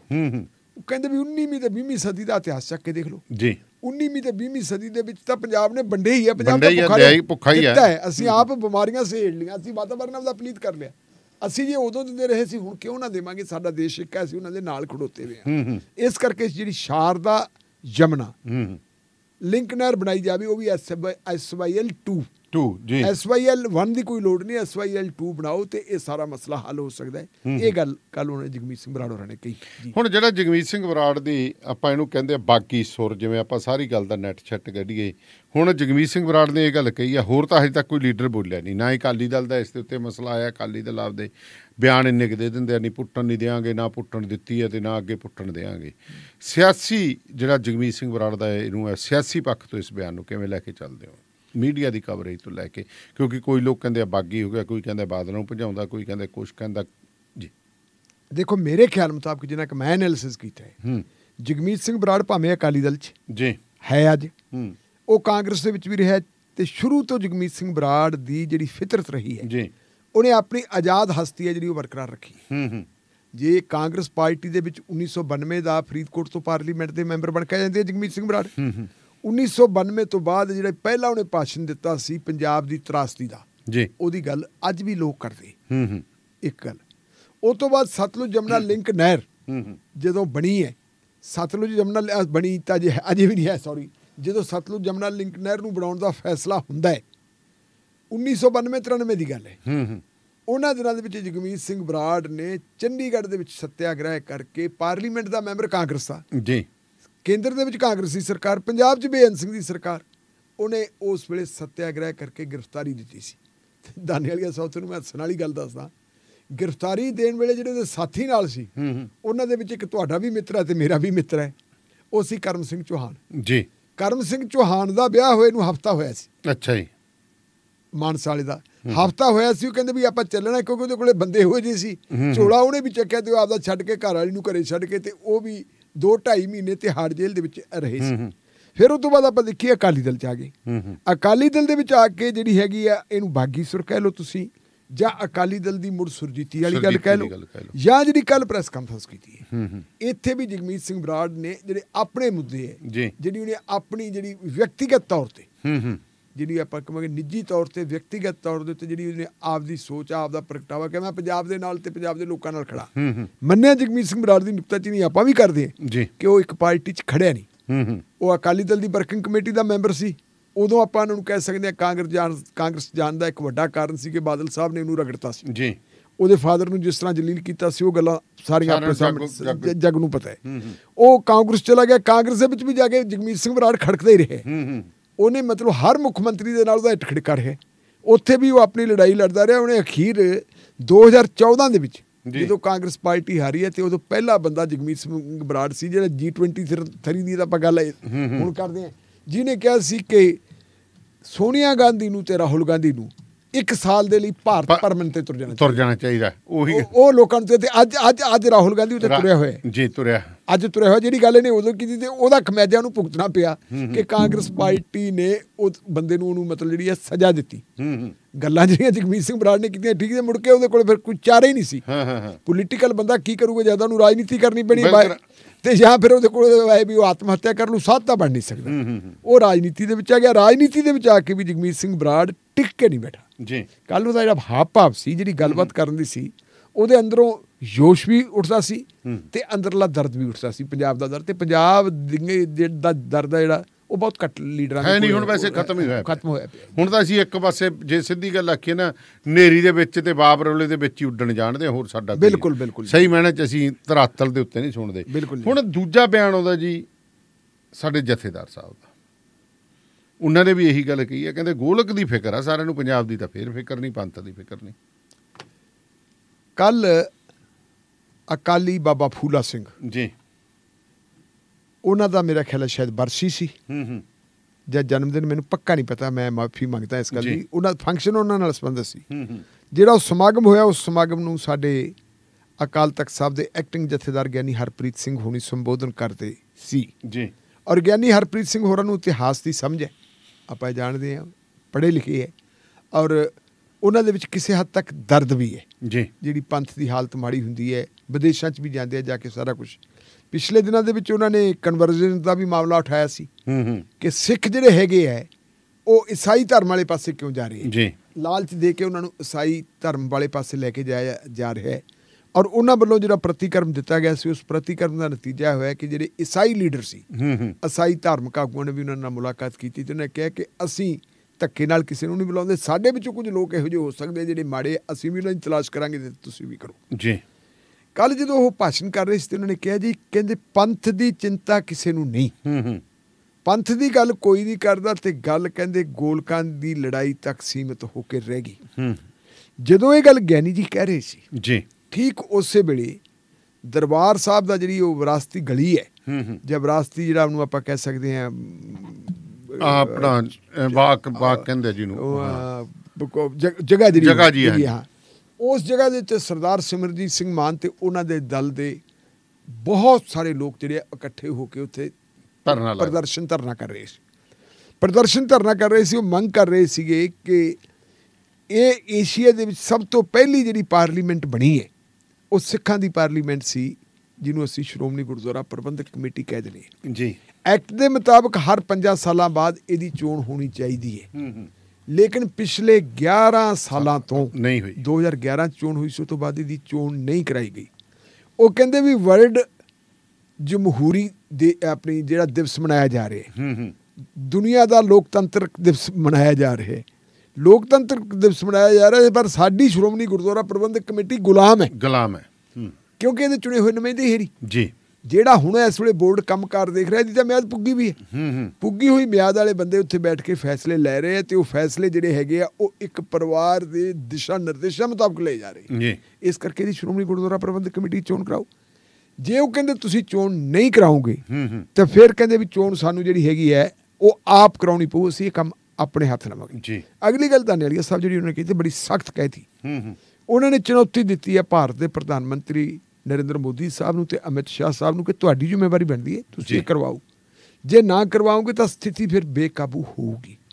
ਅਗਲੀ ਗੱਲ ਉਹਨਾਂ ਨੇ ਕਹੀ ਹੈ, ਕਹਿੰਦੇ ਵੀ ਜਦੋਂ ਗਿੱਦੜ ਦੇ ਦਿਨ ਮਾੜੇ ਹੁੰਦੇ ਆ ਨਾ, ਉਦੋਂ ਉਹ ਜੰਗਲਾਂ ਚੋਂ ਖੇਤਾਂ ਚੋਂ ਪਿੰਡ ਵੱਲ ਨੂੰ ਮੁੰਡੀਆਂ ਨਾਲ ਕਹਿੰਦਾ, ਹਾਂ ਮੁੰਡੀਆਂ ਨਾਲ ਇਹ ਸਹਿਮਤੀ। ਹੁਣ ਇਹਦੇ ਚੋਂ ਆਪਾਂ ਦੇਖੀਏ ਕਿ ਜਦੋਂ ਮਾਨ ਸਾਹਿਬ ਐਡਾ ਸਖਤ ਸਟੈਂਡ ਲਈ ਜਾਂਦੇ ਹੈ, ਉਹ ਸ਼੍ਰੋਮਣੀ ਗੁਰਦੁਆਰਾ ਪ੍ਰਬੰਧਕ ਕਮੇਟੀ ਦੀ ਚੋਣ ਕਰਾਉਣ ਦੀ ਗੱਲ ਕਰਦੇ ਹੈ, ਉਸੇ ਵੇਲੇ ਜਥੇਦਾਰ ਸਾਹਿਬ ਕਹਿੰਦੇ ਕਿ ਗੱਦੀਆਂ ਦੀ ਖਾਤਰ ਲੜਦੇ ਆ, ਗੋਲਕਾਂ ਦੀ ਖਾਤਰ ਲੜਦੇ ਹੈ, ਪੰਥ ਦੀ ਚਿੰਤਾ ਕਿਸੇ ਨੂੰ ਨਹੀਂ। ਇਹਦਾ ਹੁਣ ਅਰਥ ਕੀ ਨਿਕਲਦਾ? ਇਹ ਵੀ ਤਾਂ ਕੱਢਣ ਵਾਲੀ ਗੱਲ ਹੈ। ਤੇ ਮਾਨ ਸਾਹਿਬ ਦਾ ਹੁਣ ਚੋਣ ਜਿੱਤਣ ਤੋਂ ਬਾਅਦ ਬਿਆਨ ਬਦਲਨੇ, ਹੋਰ ਕਰਨੇ, ਧਰਨੇ ਤੇ ਬਹਿਣਾ, ਬੜਾ ਇਹ ਜਿਹੜੀ ਹੁਣ ਇਹ ਚੀਜ਼ ਹੈ, ਇਹਦੇ ਤੋਂ ਮੈਨੂੰ ਇਹ ਲੱਗਦੀ ਹੈ ਕਿ ਜਥੇਦਾਰ ਸਾਹਿਬ ਨੂੰ ਚਿੰਤਾ ਇਸ ਗੱਲ ਦੀ ਨਹੀਂ ਕਿ ਜੇ ਪੰਥ ਦਾ ਗ੍ਰਾਫ ਡਾਊਨ ਹੋਇਆ, ਅਕਾਲੀ ਦਲ ਦਾ ਗ੍ਰਾਫ ਡਾਊਨ ਹੋਇਆ। ਅਕਾਲੀ ਦਲ ਵੈਸੇ ਪੰਥ ਨਹੀਂ, ਪੰਥ ਬਹੁਤ ਵਿਸ਼ਾਲ ਹੈ, ਵੱਖ-ਵੱਖ ਪਾਰਟੀਆਂ ਦੇ ਵਿੱਚ ਬੈਠੇ ਹੋਏ ਆ ਲੋਕ, ਸਾਰੀ ਦੁਨੀਆ 'ਚ ਬੈਠੇ। ਸ਼੍ਰੋਮਣੀ ਗੁਰਦੁਆਰਾ ਪ੍ਰਬੰਧਕ ਕਮੇਟੀ ਸਿਰਫ ਇਸ ਵੇਲੇ ਪੰਜਾਬ, ਹਰਿਆਣਾ, ਹਿਮਾਚਲ ਤੇ ਚੰਡੀਗੜ੍ਹ ਦੀ ਹੈ ਜੀ, ਤੇ ਬਾਕੀ ਜਿਹੜਾ ਪੰਥ ਤਾਂ ਬਹੁਤ ਵਿਸ਼ਾਲ ਬੈਠਾ। ਪਾਕਿਸਤਾਨ 'ਚ ਵੀ ਪੰਥ ਬੈਠਾ ਹੈ। ਪੰਥ ਜਿਹੜਾ ਹੈਗਾ ਗਲੋਬਲ ਹੈ, ਗਲੋਬਲਾਈਜ਼ ਹੋਇਆ ਵਾ, ਇਸ ਵੇਲੇ ਤਾਂ ਦੁਨੀਆ 'ਚ ਬੈਠਾ ਸਾਰੇ ਥਾਵਾਂ ਤੇ। ਪੰਥ ਜਿਹੜਾ ਹੈਗਾ ਸਹਿਜਧਾਰੀ ਵੀ ਹੈਗਾ ਤੇ ਪੰਥ ਕੇਸਾਧਾਰੀ ਵੀ ਹੈ। ਵਿਦੇਸ਼ਾਂ ਦੇ ਵਿੱਚ ਜਿਹੜੇ ਸਹਿਜਧਾਰੀ ਸਿੱਖ ਹੈ ਉਹਨਾਂ ਦੀ ਜਿਹੜੀ ਕੰਟਰੀਬਿਊਸ਼ਨ ਘੱਟ ਨਹੀਂ ਹੈ ਦੂਜਿਆਂ ਨਾਲੋਂ, ਪ੍ਰਤੀਬੱਧਤਾ ਸਿੱਖੀ ਪ੍ਰਤੀ ਉਹਨਾਂ ਦੀ ਸਾਡੇ ਨਾਲੋਂ ਘੱਟ ਨਹੀਂ, ਵੱਧ ਹੈ। ਉਹ ਜਿਹੜੇ ਹੁਣ ਲੋਕ, ਇਹ ਪੰਥ ਤਾਂ ਨਹੀਂ ਹੈਗੇ, ਪਰ ਜਦੋਂ ਜਿਹੜੀ ਚੀਜ਼ ਦਾ ਸਾਨੂੰ ਸਾਹਮਣਾ ਕਰਨਾ ਪੈ ਰਿਹਾ, ਉਹ ਸਾਨੂੰ ਸਾਹਮਣਾ ਕਰਨਾ ਪੈ ਰਿਹਾ ਜਦੋਂ ਹੁਕਮ ਦਿੱਤਾ ਗਿਆ ਸੀ, ਜਦੋਂ ਹੁਕਮ ਦਿੱਤਾ ਗਿਆ ਸੀ ਕਿ ਜੀ ਤੁਸੀਂ ਡੇਰਾ ਮੁਖੀ ਨੂੰ ਮਾਫ ਕਰੋ ਜੀ, ਉੱਥੋਂ ਸਾਡੀ ਜਿਹੜੀ ਹੈਗੀ ਹੈ ਅਕਾਲੀ ਦਲ ਦਾ ਗਿਰਾਵਟ ਸ਼ੁਰੂ ਹੋਈ ਹੈ। ਉਹਦੇ ਸੰਬੰਧ ਵਿੱਚ ਜਥੇਦਾਰ ਸਾਹਿਬ ਬੋਲਦੇ ਕਿਉਂ ਨਹੀਂ? ਇੱਕ ਵੱਡਾ ਸਵਾਲ ਹੈ ਜੀ। ਇਹ ਇੱਕ ਵੱਡਾ ਸਵਾਲ ਹੈ। ਤੇ ਜੇ ਲੱਗਦੀ ਹੁਣ ਇਹ ਕਿ ਜਿਹੜਾ ਇੱਕ ਪਰਿਵਾਰ ਹੈ, ਇੱਕ ਪਰਿਵਾਰ ਦਾ ਅਕਾਲੀ ਦਲ ਤੇ ਕਬਜ਼ਾ, ਇੱਕ ਪਰਿਵਾਰ ਦਾ ਹੀ ਸ਼੍ਰੋਮਣੀ ਗੁਰਦੁਆਰਾ ਪ੍ਰਬੰਧਕ ਕਮੇਟੀ ਤੇ ਕਬਜ਼ਾ ਹੈ ਜੀ, ਉਹੀ ਪਰਿਵਾਰ ਤੇ ਉਹੀ ਪਰਿਵਾਰ ਜੇ ਮਤਲਬ ਜਿਹੜਾ ਹੈਗਾ ਉਹ ਕਾਬਜ਼ ਹੈ ਤੇ ਜਥੇਦਾਰ ਸਾਹਿਬ ਹੁਣ ਗੱਦੀਆਂ ਦੀ ਗੋਲਕਾਂ ਦੀ ਗੱਲ ਕਰਦੇ ਤੇ ਇਹ ਕਿਉਂ ਨਹੀਂ ਕਹਿੰਦੇ ਕਿ ਜਿਹੜੀ PTC ਦੇ ਰਾਹੀਂ ਗੁਰਬਾਣੀ ਦਾ ਪ੍ਰਸਾਰਣ ਹੁੰਦਾ ਸੀ ਉਹਦੇ ਬਾਰੇ ਕਿਉਂ ਨਹੀਂ ਬੋਲਦੇ? ਇਹਦਾ ਮਤਲਬ ਹੈ ਕਿ ਜਥੇਦਾਰ ਸਾਹਿਬ ਨੂੰ ਇੱਕ ਉਹਨਾਂ ਦੀ ਜਿਹੜੀ ਹਸਤੀ ਹੈ, ਇੱਕ ਜਿਹੜਾ ਉਹਨਾਂ ਦਾ ਰੁਤਬਾ ਹੈ, ਉਸ ਰੁਤਬੇ ਨੂੰ ਇਸਤੇਮਾਲ ਕੀਤਾ ਜਾ ਰਿਹਾ ਕਿ ਭਾਈ ਗੱਲ ਨਾ ਕਰੋ, ਹੋਰ ਕੋਈ ਗੱਲ ਨਾ ਕਰੋ, ਚੋਣਾਂ ਦੀ ਗੱਲ ਨਾ ਕਰੋ, ਬਸ ਤੁਸੀਂ ਆਪਣਾ ਲੰਗਰ ਹੀ ਲਾਓ ਜੀ। Malwa truck line and trailer repair service, ਇੱਥੇ ਹਰ ਤਰ੍ਹਾਂ ਦੇ ਟਰੱਕ ਅਤੇ ਸੈਮੀ ਅਤੇ ਟ੍ਰੇਲਰਸ ਦੇ ਜਿਹੜੀ ਰਿਪੇਅਰ ਕੀਤੀ ਜਾਂਦੀ ਹੈ। ਰੀਫਰ ਦੀ ਵੀ ਤੁਸੀਂ ਰਿਪੇਅਰ ਕਰਵਾ ਸਕਦੇ ਹੋ, ਰੀਫਰ ਦੀ ਗੈਸ ਰੀਫਿਲ ਕਰਾ ਸਕਦੇ ਹੋ। ਇਹਨਾਂ ਕੋਲ ਕੰਪਿਊਟਰਾਈਜ਼ਡ ਅਲਾਈਨਮੈਂਟ ਮਸ਼ੀਨਸ ਨੇ, ਆਇਲ ਚੇਂਜ ਕਰਦੇ ਆ, ਡੈਫ ਕਲੀਨਿੰਗ ਕਰਦੇ ਆ। ਲੋਕੇਸ਼ਨ ਹੈ ਜੀ 10224 ਰੈਜ਼ੀਡੈਂਸੀ ਰੋਡ ਮਨਾਸਸ, ਹਾਈਵੇ 66 ਐਗਜ਼ਿਟ 43 ਦੇ ਉੱਤੇ। ਕਾਲ ਕਰ ਸਕਦੇ ਹੋ 8043728800 ਦੇ ਉੱਤੇ, ਅਤੇ ਰੇਡੀਓ ਪੰਜਾਬ ਟੂਡੇ ਦਾ ਹਵਾਲਾ ਤੁਸੀਂ ਜ਼ਰੂਰ ਦੇ ਦੇਣਾ। ਵਾਸ਼ਿੰਗਟਨ ਫਰੇਟ ਸਰਵਿਸ ਜਿਹੜੀ ਸੈਟਲ ਏਰੀਆ ਦੇ ਵਿੱਚ ਓਨਰ ਆਪਰੇਟਰ ਅਤੇ ਡਰਾਈਵਰ ਹਾਇਰ ਕਰ ਰਹੀ ਹੈ ਜੀ ਗੁਰਵਿੰਦਰ ਸਿੰਘ ਧਾਲੀਵਾਲ ਹੋਰਾਂ ਨਾਲ 2063544060 ਅਤੇ ਜਗਦੇਵ ਸੰਧੂ ਹੋਰਾਂ ਨਾਲ 2532666924 ਤੇ ਕਾਲ ਕਰ ਸਕਦੇ ਹੋ। Punjab truck and trailer repair, ਇਹਨਾਂ ਦਾ ਇੱਕੋ ਇੱਕ ਨਿਸ਼ਾਨਾ granted great and quick service. Location ਹੈ ਜੀ 1315 ਵੈਸਟਰਨ ਹਨ ਐਵੀਨਿਊ, ਇੰਡੀਅਨੈਪਲਿਸ। ਪਰਮਜਾ ਜੱਸੀ ਹੋਰਾਂ ਨੂੰ 3179797205 ਜਾਂ 6612045818 ਦੇ ਉੱਤੇ ਕਾਲ ਕਰ ਸਕਦੇ ਹੋ। ਕਿਸੇ ਤਰ੍ਹਾਂ ਦੀ ਤੁਹਾਨੂੰ ਪੁਰਾਣੀ ਤੋਂ ਪੁਰਾਣੀ ਬਿਮਾਰੀ ਹੈ ਤਾਂ ਤੁਸੀਂ ਅਮਰੀਕਾ ਦੇ ਮਸ਼ਹੂਰ ਹੋਮੋਪੈਥ ਡਾਕਟਰ ਹਰਮਿੰਦਰ ਗਿੱਲ ਹੋਰਾਂ ਦੇ ਨਾਲ 408 737 7100 4087377700 ਦੇ ਉੱਤੇ ਤੁਸੀਂ ਅਪੁਆਇੰਟਮੈਂਟ ਬਣਾ ਸਕਦੇ ਹੋ। ਫੋਨ ਕਾਲ ਕਰਕੇ ਪੰਜਾਬੀ 'ਚ ਮਸ਼ਵਰਾ ਕਰ ਸਕਦੇ ਹੋ। ਅਮਰੀਕਾ ਕੈਨੇਡਾ ਦੇ ਕਿਸੇ ਵੀ ਕੋਨੇ 'ਤੇ ਤੁਹਾਡੀ ਦਵਾਈ ਪੁੱਜਦੀ ਕਰ ਸਕਦੇ ਹੋ। ਗੁਰਿੰਦਰ ਗਰੇਵਾਲ ਇੱਕ ਟਰਸਟਡ ਨੇਮ ਕੰਸਟਰਕਸ਼ਨ 'ਚ 2069415454 ਦੇ ਉੱਤੇ ਕਾਲ ਕਰ ਸਕਦੇ ਹੋ। ਐਕੂਰੇਟ ਅਕਾਊਂਟਸ ਐਂਡ ਟੈਕਸਿਸ ਵਾਲੇ ਮਹਿੰਦਰ ਸਿੰਘ ਸੋਲ ਅਤੇ ਲੋਕਪਾਲ ਸਿੰਘ ਸੋਲ ਹੋਰਾਂ ਦੇ ਨਾਲ 2535208886 ਦੇ ਉੱਤੇ ਕਾਲ ਕਰਕੇ ਤੁਸੀਂ ਕਿਸੇ ਤਰ੍ਹਾਂ ਦੀਆਂ ਟੈਕਸ ਰਿਲੇਟਡ ਜਾਂ ਅਕਾਊਂਟਸ ਰਿਲੇਟਡ ਸਰਵਿਸਿਜ਼ ਲੈਣੀ ਹੈ ਤਾਂ ਗੱਲਬਾਤ ਕਰੋ। ਲੋਕੇਸ਼ਨ ਹੈ ਜੀ 2491510 ਐਵੀਨਿਊ, ਕੈਂਟ, ਵਾਸ਼ਿੰਗਟਨ ਦੇ ਵਿੱਚ।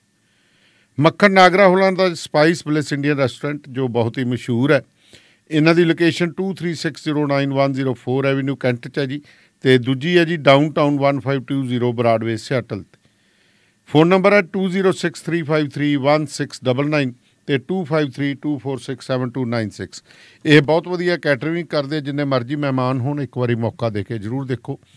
ਸੋ ਢਿੱਲੋਂ ਸਾਹਿਬ, ਅੱਗੇ ਗੱਲ ਤੋਰੀਏ ਤਾਂ ਪੰਜਾਬ ਦੇ ਵਿੱਚ ਆਪਰੇਸ਼ਨ ਲੋਟਸ ਨੇ ਜਿਹੜਾ ਗਾਹ ਪਾ ਰੱਖਿਆ। ਬਿਲਕੁਲ ਜੀ, ਆਪਰੇਸ਼ਨ ਲੋਟਸ ਦੀ ਜਿਹੜੀ ਗੱਲ ਕੀਤੀ ਸੀ ਆਮ ਆਦਮੀ ਪਾਰਟੀ ਵਾਲਿਆਂ ਵੱਲੋਂ ਕਹੀ ਗਈ ਸੀ। ਪਹਿਲੇ ਦਿਨ ਪ੍ਰੈਸ ਕਾਨਫਰੰਸ ਕੀਤੀ ਸਰਦਾਰ ਹਰਪਾਲ ਸਿੰਘ ਚੀਮਾ ਹੋਰਾਂ ਨੇ ਜੀ। ਉਹਨਾਂ ਨੇ ਕਿਹਾ ਜੀ ਵੀ ਸਾਡੇ ਬੰਦਿਆਂ ਨੂੰ ਖਰੀਦਣ ਦੀ ਕੋਸ਼ਿਸ਼ ਕੀਤੀ ਜਾ ਰਹੀ ਹੈ। ਭਾਰਤੀ ਜਨਤਾ ਪਾਰਟੀ ਵੱਲੋਂ ਨਾਂ ਲਿਆ ਸੀ ਉਹਨਾਂ ਨੇ, ਭਾਰਤੀ ਜਨਤਾ ਪਾਰਟੀ ਸਿੱਧਾ ਠੋਕ ਕੇ ਕਿਹਾ ਸੀ। ਅਤੇ ਨਾਲ ਉਹਨਾਂ ਨੇ ਕਿਹਾ ਸੀ ਕਿ ਸਾਡੇ ਜਿਹੜੇ ਹੈਗੇ ਆ ਬੰਦਿਆਂ ਨੂੰ ਖਰੀਦਣ ਵਾਸਤੇ 14.25 ਕਰੋੜ ਰੁਪਏ ਦਾ ਪ੍ਰਬੰਧ ਕੀਤਾ ਗਿਆ। ਅੱਛਾ ਜੀ, 14.25 ਕਰੋੜ ਰੁਪਈਆ ਤੇ 25 ਕਰੋੜ ਇੱਕ ਬੰਦੇ ਨੂੰ ਦੇਣਾ ਹੈ। ਇਹਦਾ ਮਤਲਬ ਹੈ ਫਿਰ ਬੰਦੇ ਬਣਦੇ 55 ਦੇ ਕਰੀਬ ਬਣ ਗਏ ਜੀ। ਹਾਂਜੀ 55 ਦੇ ਕਰੀਬ ਕਹਿੰਦੇ ਸਾਡੇ ਬੰਦੇ ਬਣਦੇ ਤੇ ਉਹਨਾਂ ਨੂੰ ਖਰੀਦਣ ਦੀ ਗੱਲ ਕਰਦੇ ਜੀ। ਉਸ ਤੋਂ ਬਾਅਦ ਜੇ ਆਪਾਂ ਦੇਖੀਏ ਤਾਂ ਕੇਜਰੀਵਾਲ ਸਾਹਿਬ ਕਹਿੰਦੇ ਜੀ ਦਰਜਨ ਕੁ ਬੰਦੇ ਆ ਸਾਡੇ, ਉਹਨਾਂ ਨੂੰ ਖਰੀਦਣ ਦੀ ਕੋਸ਼ਿਸ਼ ਹੁੰਦੀ ਹੈ। ਭਗਵੰਤ ਸਿੰਘ ਮਾਨ ਵਿਦੇਸ਼ ਦੇ ਵਿੱਚੋਂ ਕਹਿੰਦੇ ਜੀ 5-7 ਬੰਦਿਆਂ ਨੂੰ ਖਰੀਦਣ ਦੀ ਕੋਸ਼ਿਸ਼ ਹੋਈ ਵੀ ਹੈ ਜੀ। ਅਮਨ ਅਰੋੜਾ ਹੋ ਗਏ, ਮੀਤ ਹੇਅਰ ਹੋ ਗਏ, ਪ੍ਰੈਸ ਕਾਨਫਰੰਸਾਂ ਉਹ ਵੀ ਕਰਦੇ। ਇਹ ਗੱਲ ਕਰਦਿਆਂ ਤੇ ਉਹਨਾਂ ਨੇ ਕਿਹਾ ਜੀ ਅਸੀਂ ਇਹ ਮਾਮਲਾ ਜਿਹੜਾ ਹੈਗਾ ਬੇਨਕਾਬ ਕਰਾਂਗੇ। ਪੱਤਰਕਾਰਾਂ ਨੇ ਪੁੱਛਿਆ ਲਿਆਓ ਜੀ ਦੱਸੋ ਤੁਹਾਡੇ ਕੋਲ ਸਬੂਤ ਕੀ ਹੈ, ਕਹਿੰਦੇ ਕਰਾਂਗੇ ਜੀ। ਫਿਰ ਦਾਨੇਵਾਲੀਆ ਸਾਹਿਬ ਇੱਕ ਜੰਗ ਚੱਲਦੀ ਹੈ, ਜਦੋਂ ਇਹ ਗੱਲ ਹੋਊਗੀ ਤਾਂ ਵੱਖ-ਵੱਖ ਪੋਲੀਟੀਕਲ ਪਾਰਟੀਆਂ ਨੇ ਤੇ ਪ੍ਰਤੀਕਰਮ ਦੇਣੇ ਸ਼ੁਰੂ ਕਰਤੇ। ਪ੍ਰਤੀਕਰਮ ਹੋਰਾਂ ਪਾਰਟੀਆਂ ਨੇ ਵੀ ਦਿੱਤੇ, ਲੇਕਿਨ ਜਿਹੜੀ ਸਭ ਤੋਂ ਸਿਆਣੀ ਸ਼ਖਸੀਅਤ ਹੈ ਭਾਰਤੀ ਜਨਤਾ ਪਾਰਟੀ ਦੀ, ਜਿਹਨੇ ਪਹਿਲਾਂ ਵੀ ਭਾਰਤੀ ਜਨਤਾ ਪਾਰਟੀ ਦੇ ਹਾਰ ਪਵਾਏ ਤੇ ਹੁਣ ਵੀ ਜਦੋਂ ਬੋਲਦੇ ਉਹ ਹਾਰ ਹੀ ਪਾਉਂਦੇ, ਉਹਨਾਂ ਦਾ ਨਾਂ ਹਰਜੀਤ ਸਿੰਘ ਗਰੇਵਾਲ। ਪੰਜਾਬ ਚੋਂ ਤੁਹਾਨੂੰ ਪਤਾ ਵੀ ਕਿਸਾਨ ਅੰਦੋਲਨ ਵੇਲੇ ਜਿੰਨਾ ਕਿ ਨੇਕਨਾਮੀ ਖੱਟੀ ਹੈ, ਭਾਵੇਂ ਉਹ ਕਾਲੇ ਕਾਨੂੰਨ ਵਾਪਸ ਲੈ ਲਏ, ਲੇਕਿਨ ਗਰੇਵਾਲ ਦੀਆਂ ਕਈਆਂ ਹੋਈਆਂ ਗੱਲਾਂ ਅਜੇ ਤੱਕ ਵੀ ਪੰਜਾਬ ਦੇ ਲੋਕਾਂ ਨੂੰ ਚੁਭਦੀਆਂ। ਤੇ ਭਾਰਤੀ ਜਨਤਾ ਪਾਰਟੀ ਨੇ ਭਾਵੇਂ ਸੰਗਰੂਰ 'ਚ ਨੰਬਰ 4 ਹਾਸਲ ਕਰ ਲਿਆ, ਲੇਕਿਨ ਅਜੇ ਤੱਕ ਉਹਦੀ ਇਹ ਪੋਜੀਸ਼ਨ ਨਹੀਂ ਬਣੀ ਕਿ ਉਹ ਪੇਂਡੂ ਪੰਜਾਬ ਦੀਆਂ ਵੋਟਾਂ ਹਾਸਲ ਕਰ ਲੈ ਜੀ। ਉਹਨੇ ਕਹਿੰਦਾ ਜੀ ਫਿਰ ਤੁਸੀਂ ਕੇਸ ਕਿਉਂ ਨਹੀਂ ਰਜਿਸਟਰ ਕਰਵਾ ਦਿੰਦੇ, ਯਾਦ ਕਰਵਾਤਾ। ਉਹਨਾਂ ਨੂੰ ਪਤਾ ਵੀ ਕੇਸ ਤਾਂ ਇੱਥੇ ਰਜਿਸਟਰ ਹੋ ਹੀ ਜਾਊਗਾ। ਬਿਲਕੁਲ। ਫਿਰ ਜਿਹੜੇ ਡਿਪਟੀ ਸਪੀਕਰ ਹੈ ਜੈ ਕਿਸ਼ਨ ਰੋੜੀ ਔਰ ਨਾਲ ਹੀ ਚੀਮਾ ਸਾਹਿਬ ਜੀ, ਇਹ 11 MLAs ਨੂੰ ਲੈ ਕੇ ਜੀ ਪਹੁੰਚ ਗਏ। ਪਹੁੰਚੇ ਇਹ DGP ਸਾਹਿਬ ਕੋਲੇ, ਕਹਿੰਦੇ ਜੀ ਆਹ ਸਾਡੇ ਕੋਲ ਸਮਾਨ ਹੈ ਤੇ ਆਹ ਚੱਕੋ, ਤੁਸੀਂ ਇਹ ਕਾਰਵਾਈ ਕਰੋ ਜੀ। ਜਾਣ ਤੋਂ ਪਹਿਲਾਂ ਵੀ ਪ੍ਰੈਸ ਕਾਨਫਰੰਸ ਕੀਤੀ। ਜਦੋਂ ਪ੍ਰੈਸ ਕਾਨਫਰੰਸ ਕੀਤੀ, ਪੱਤਰਕਾਰਾਂ ਨੇ ਪੁੱਛਿਆ, ਕਹਿੰਦੇ ਜੀ ਫਿਰ ਜਿਹੜਾ ਤੁਸੀਂ ਸਮਾਨ ਉਹਨਾਂ ਨੂੰ ਦਿਓਗੇ, ਜਿਹੜੀ ਕੰਪਲੇਂਟ ਦਿਓਗੇ ਦੀ ਕਾਪੀ ਸਾਨੂੰ ਵੀ ਦੇ ਦਿਓ। ਤੇ ਉਹਨਾਂ ਨੇ ਕਹਿਤਾ ਜੀ ਨਹੀਂ, ਇਹ ਬਾਅਦ ਚ ਦੇਵਾਂਗੇ। ਤੇ ਅਜੇ ਤੱਕ ਉਹ ਕਾਪੀ ਮਿਲੀ ਜੀ। ਲਓ ਜੀ, ਦਾਨੇਵਾਲੀਆ ਸਾਹਿਬ DGP ਸਾਹਿਬ ਨੇ ਕੇਸ ਰਜਿਸਟਰ ਕਰਵਾਤਾ। ਕੇਸ ਰਜਿਸਟਰ ਹੋ ਗਿਆ। ਕੇਸ ਰਜਿਸਟਰ ਹੋਣ ਤੋਂ ਬਾਅਦ ਫਿਰ ਉਹ ਜਿਹੜੀ ਹੈ ਜਾਂਚ ਕਰਤੀ ਹਵਾਲੇ ਵਿਜੀਲੈਂਸ ਦੇ ਜੀ। ਤੇ ਵਿਜੀਲੈਂਸ ਦੀ ਹਾਲਤ ਹੁਣ ਕੀ ਹੈ? ਇਸ ਵੇਲੇ ਵਿਜੀਲੈਂਸ ਦੀ ਹਾਲਤ ਇਹ ਹੈ ਕਿ ਵਿਜੀਲੈਂਸ ਦੇ ਕੋਲ ਕੇਸ ਬਹੁਤ ਬਾਲੇ ਹੈ ਤੇ ਵਿਜੀਲੈਂਸ ਹੁਣ ਇਹ ਤਾਂ ਹੈ ਨਹੀਂ ਕਿ ਜਾ ਕੇ ਹੱਥ ਪਾ ਲੂਗੀ। ਜਿਹੜਾ ਕੇਸ ਰਜਿਸਟਰ ਹੋਇਆ ਹੈ, ਬੜੀ ਕਮਾਲ ਦੀ ਗੱਲ ਦੇਖੋ, ਕੇਸ ਦੇ ਵਿੱਚ ਜਿਹੜਾ ਕੇਸ ਰਜਿਸਟਰ ਹੋਇਆ ਕਿਸੇ ਬੰਦੇ ਦਾ ਨਾਂ ਨਹੀਂ ਪਿਆ, ਭਾਰਤੀ ਜਨਤਾ ਪਾਰਟੀ ਦਾ ਨਾਂ ਹੈ ਨਹੀਂ। ਅੱਛਾ ਜੀ। ਅਗਿਆਤ ਜਿਹੜੀਆਂ ਹੁਣ ਤੱਕ ਉਹਨਾਂ ਨੇ ਟਰੇਸ ਕੀਤੀ ਹੈ ਗੱਲ, ਕਹਿੰਦੇ ਜਿਹੜੀਆਂ ਕਾਲਾਂ ਆਈਆਂ ਉਹ ਵਿਦੇਸ਼ੀ ਨੰਬਰਾਂ ਤੋਂ ਆਈਆਂ ਜੀ। ਤੇ ਇੱਕ ਬਾਬੂ ਜੀ ਹੈ, ਉਹ ਕਹਿੰਦੇ ਸੀ ਤੁਹਾਨੂੰ ਬਾਬੂ ਜੀ ਨੂੰ ਮਿਲਾ ਦਿਆਂਗੇ। ਉਹ ਬਾਬੂ ਜੀ ਕੌਣ ਹੈ? ਉਹ ਦਿੱਲੀ ਦਾ ਕੀ ਕੁਛ ਹੈ? ਉਹ ਕੌਣ? ਕਹਿੰਦੇ ਇਸ ਵੇਲੇ ਬਾਬੂ ਜੀ ਨੂੰ ਲੱਭਣ ਲੱਗੀ ਹੋਈ ਹੈ ਵਿਜੀਲੈਂਸ। ਵਿਜੀਲੈਂਸ ਦੇ AIG ਸਾਹਿਬ ਜਿਹੜੇ ਇਸ ਜਾਂਚ ਨੂੰ ਦੇਖਦੇ ਤੇ ਉਹ ਹੁਣ ਇਸ ਵੇਲੇ ਜਿਹੜੇ ਵੌਇਸ ਸੈਂਪਲ ਹੈ ਉਹਨਾਂ ਦੀ ਉਹ ਜਿਹੜੀ ਹੈਗੀ ਵਿਸ਼ਲੇਸ਼ਣ ਕਰਵਾ ਰਹੇ ਹੈ ਕਿ ਆਵਾਜ਼ਾਂ ਤੋਂ ਪਤਾ ਲੱਗੇ ਜਾਣ ਕੇ ਬੰਦੇ ਕੌਣ ਹੈ ਕੌਣ ਨਹੀਂ। ਨੰਬਰ ਹੈ ਜਿਹੜੇ ਹੈਗੇ ਵਿਦੇਸ਼ੀ ਨੰਬਰ, ਉਹ ਟਰੇਸ ਕੀਤੇ ਜਾਣ, ਉੱਥੋਂ ਕੌਣ ਬੋਲਦਾ ਉਹਨਾਂ ਦਾ ਦੇਖ ਕੇ ਉਹਨਾਂ ਨੇ, ਉਹ ਤੁਹਾਨੂੰ ਪਤਾ ਇਹਨਾਂ ਕੋਲ ਸਿਸਟਮ ਹੈਗਾ ਸਾਰਾ ਕੁਛ, ਉਹ ਦੇਖਣਗੇ। ਕੱਲ ਤੁਸੀਂ ਜ਼ਿਕਰ ਕੀਤਾ ਸੀ ਕਿ ਮਜੀਠੀਆ ਸਾਹਿਬ ਕਹਿੰਦੇ, ਮਜੀਠੀਆ ਸਾਹਿਬ ਦਾ ਅਸਲ ਦੇ ਵਿੱਚ ਜਿਹੜੇ ਉਹ ਅੰਗਰੀਸ਼ ਕੇ ਅੰਗਰਵਾਜ਼ ਹੈਗੇ ਨਾ ਜਲੰਧਰ ਵਾਲੇ MLA, ਉਹਨਾਂ ਦਾ ਕੱਲ ਸਾਰਾ ਜਿਹੜਾ ਹੈਗਾ ਨਜ਼ਲਾ ਉਹਦੇ ਤੇ ਚੜਿਆ ਜੀ। ਉਹ ਕਹਿੰਦੇ ਵੀ ਉਹ ਬੰਦਾ ਕਹਿੰਦਾ ਕਿ ਮੈਨੂੰ ਤਾਂ ਜਾਨੋਂ ਮਾਰਨ ਦੀਆਂ ਧਮਕੀਆਂ ਵੀ ਦਿੱਤੀਆਂ। ਤੈਨੂੰ ਜਾਨੋਂ ਮਾਰਨ ਦੀਆਂ ਧਮਕੀਆਂ ਕਿਹਨੇ ਦਿੱਤੀਆਂ? ਦੱਸੇ ਤਾਂ ਸਹੀ। ਉਹ ਦੱਸੇ ਤਾਂ ਸਹੀ। ਉਹ ਕਹਿੰਦੇ ਵੀ ਆਵੇ ਭਾਰਤੀ ਜਨਤਾ ਪਾਰਟੀ ਦਾ ਨਾਂ ਲੈਂਦੇ ਤੇ ਉਹ ਬੰਦਾ ਤਾਂ ਭਾਰਤੀ ਜਨਤਾ ਪਾਰਟੀ ਦਾ ਹੀ ਹੈ। ਉਹਨਾਂ ਨੇ ਜੀ ਮਤਲਬ ਅਮਿਤ ਸ਼ਾਹ ਹੋਰਾਂ ਦੇ ਨਾਲ ਜਿਹੜੀਆਂ ਤਸਵੀਰਾਂ ਤੇ ਥੋੜੀਆਂ ਸਾਰੀਆਂ ਅਸ਼ਵਨੀ ਸ਼ਰਮਾ ਤੇ ਵਿਜੇ ਸਾਂਪਲਾ ਵਗੈਰਾ ਸਭ ਦੇ ਨਾਲ, ਉਹ ਕਹਿੰਦੇ ਆ ਪਈਆਂ ਤਸਵੀਰਾਂ ਦੇਖ ਲਓ ਜੀ। ਉਹ ਦਿਖਾਉਣ ਲੱਗ ਗਏ ਉਹਨਾਂ ਨੂੰ ਆਪਣਾ ਵੀ ਆ ਸਾਰਾ ਕੁਝ ਤੁਸੀਂ ਦੇਖ ਲਓ ਜੀ।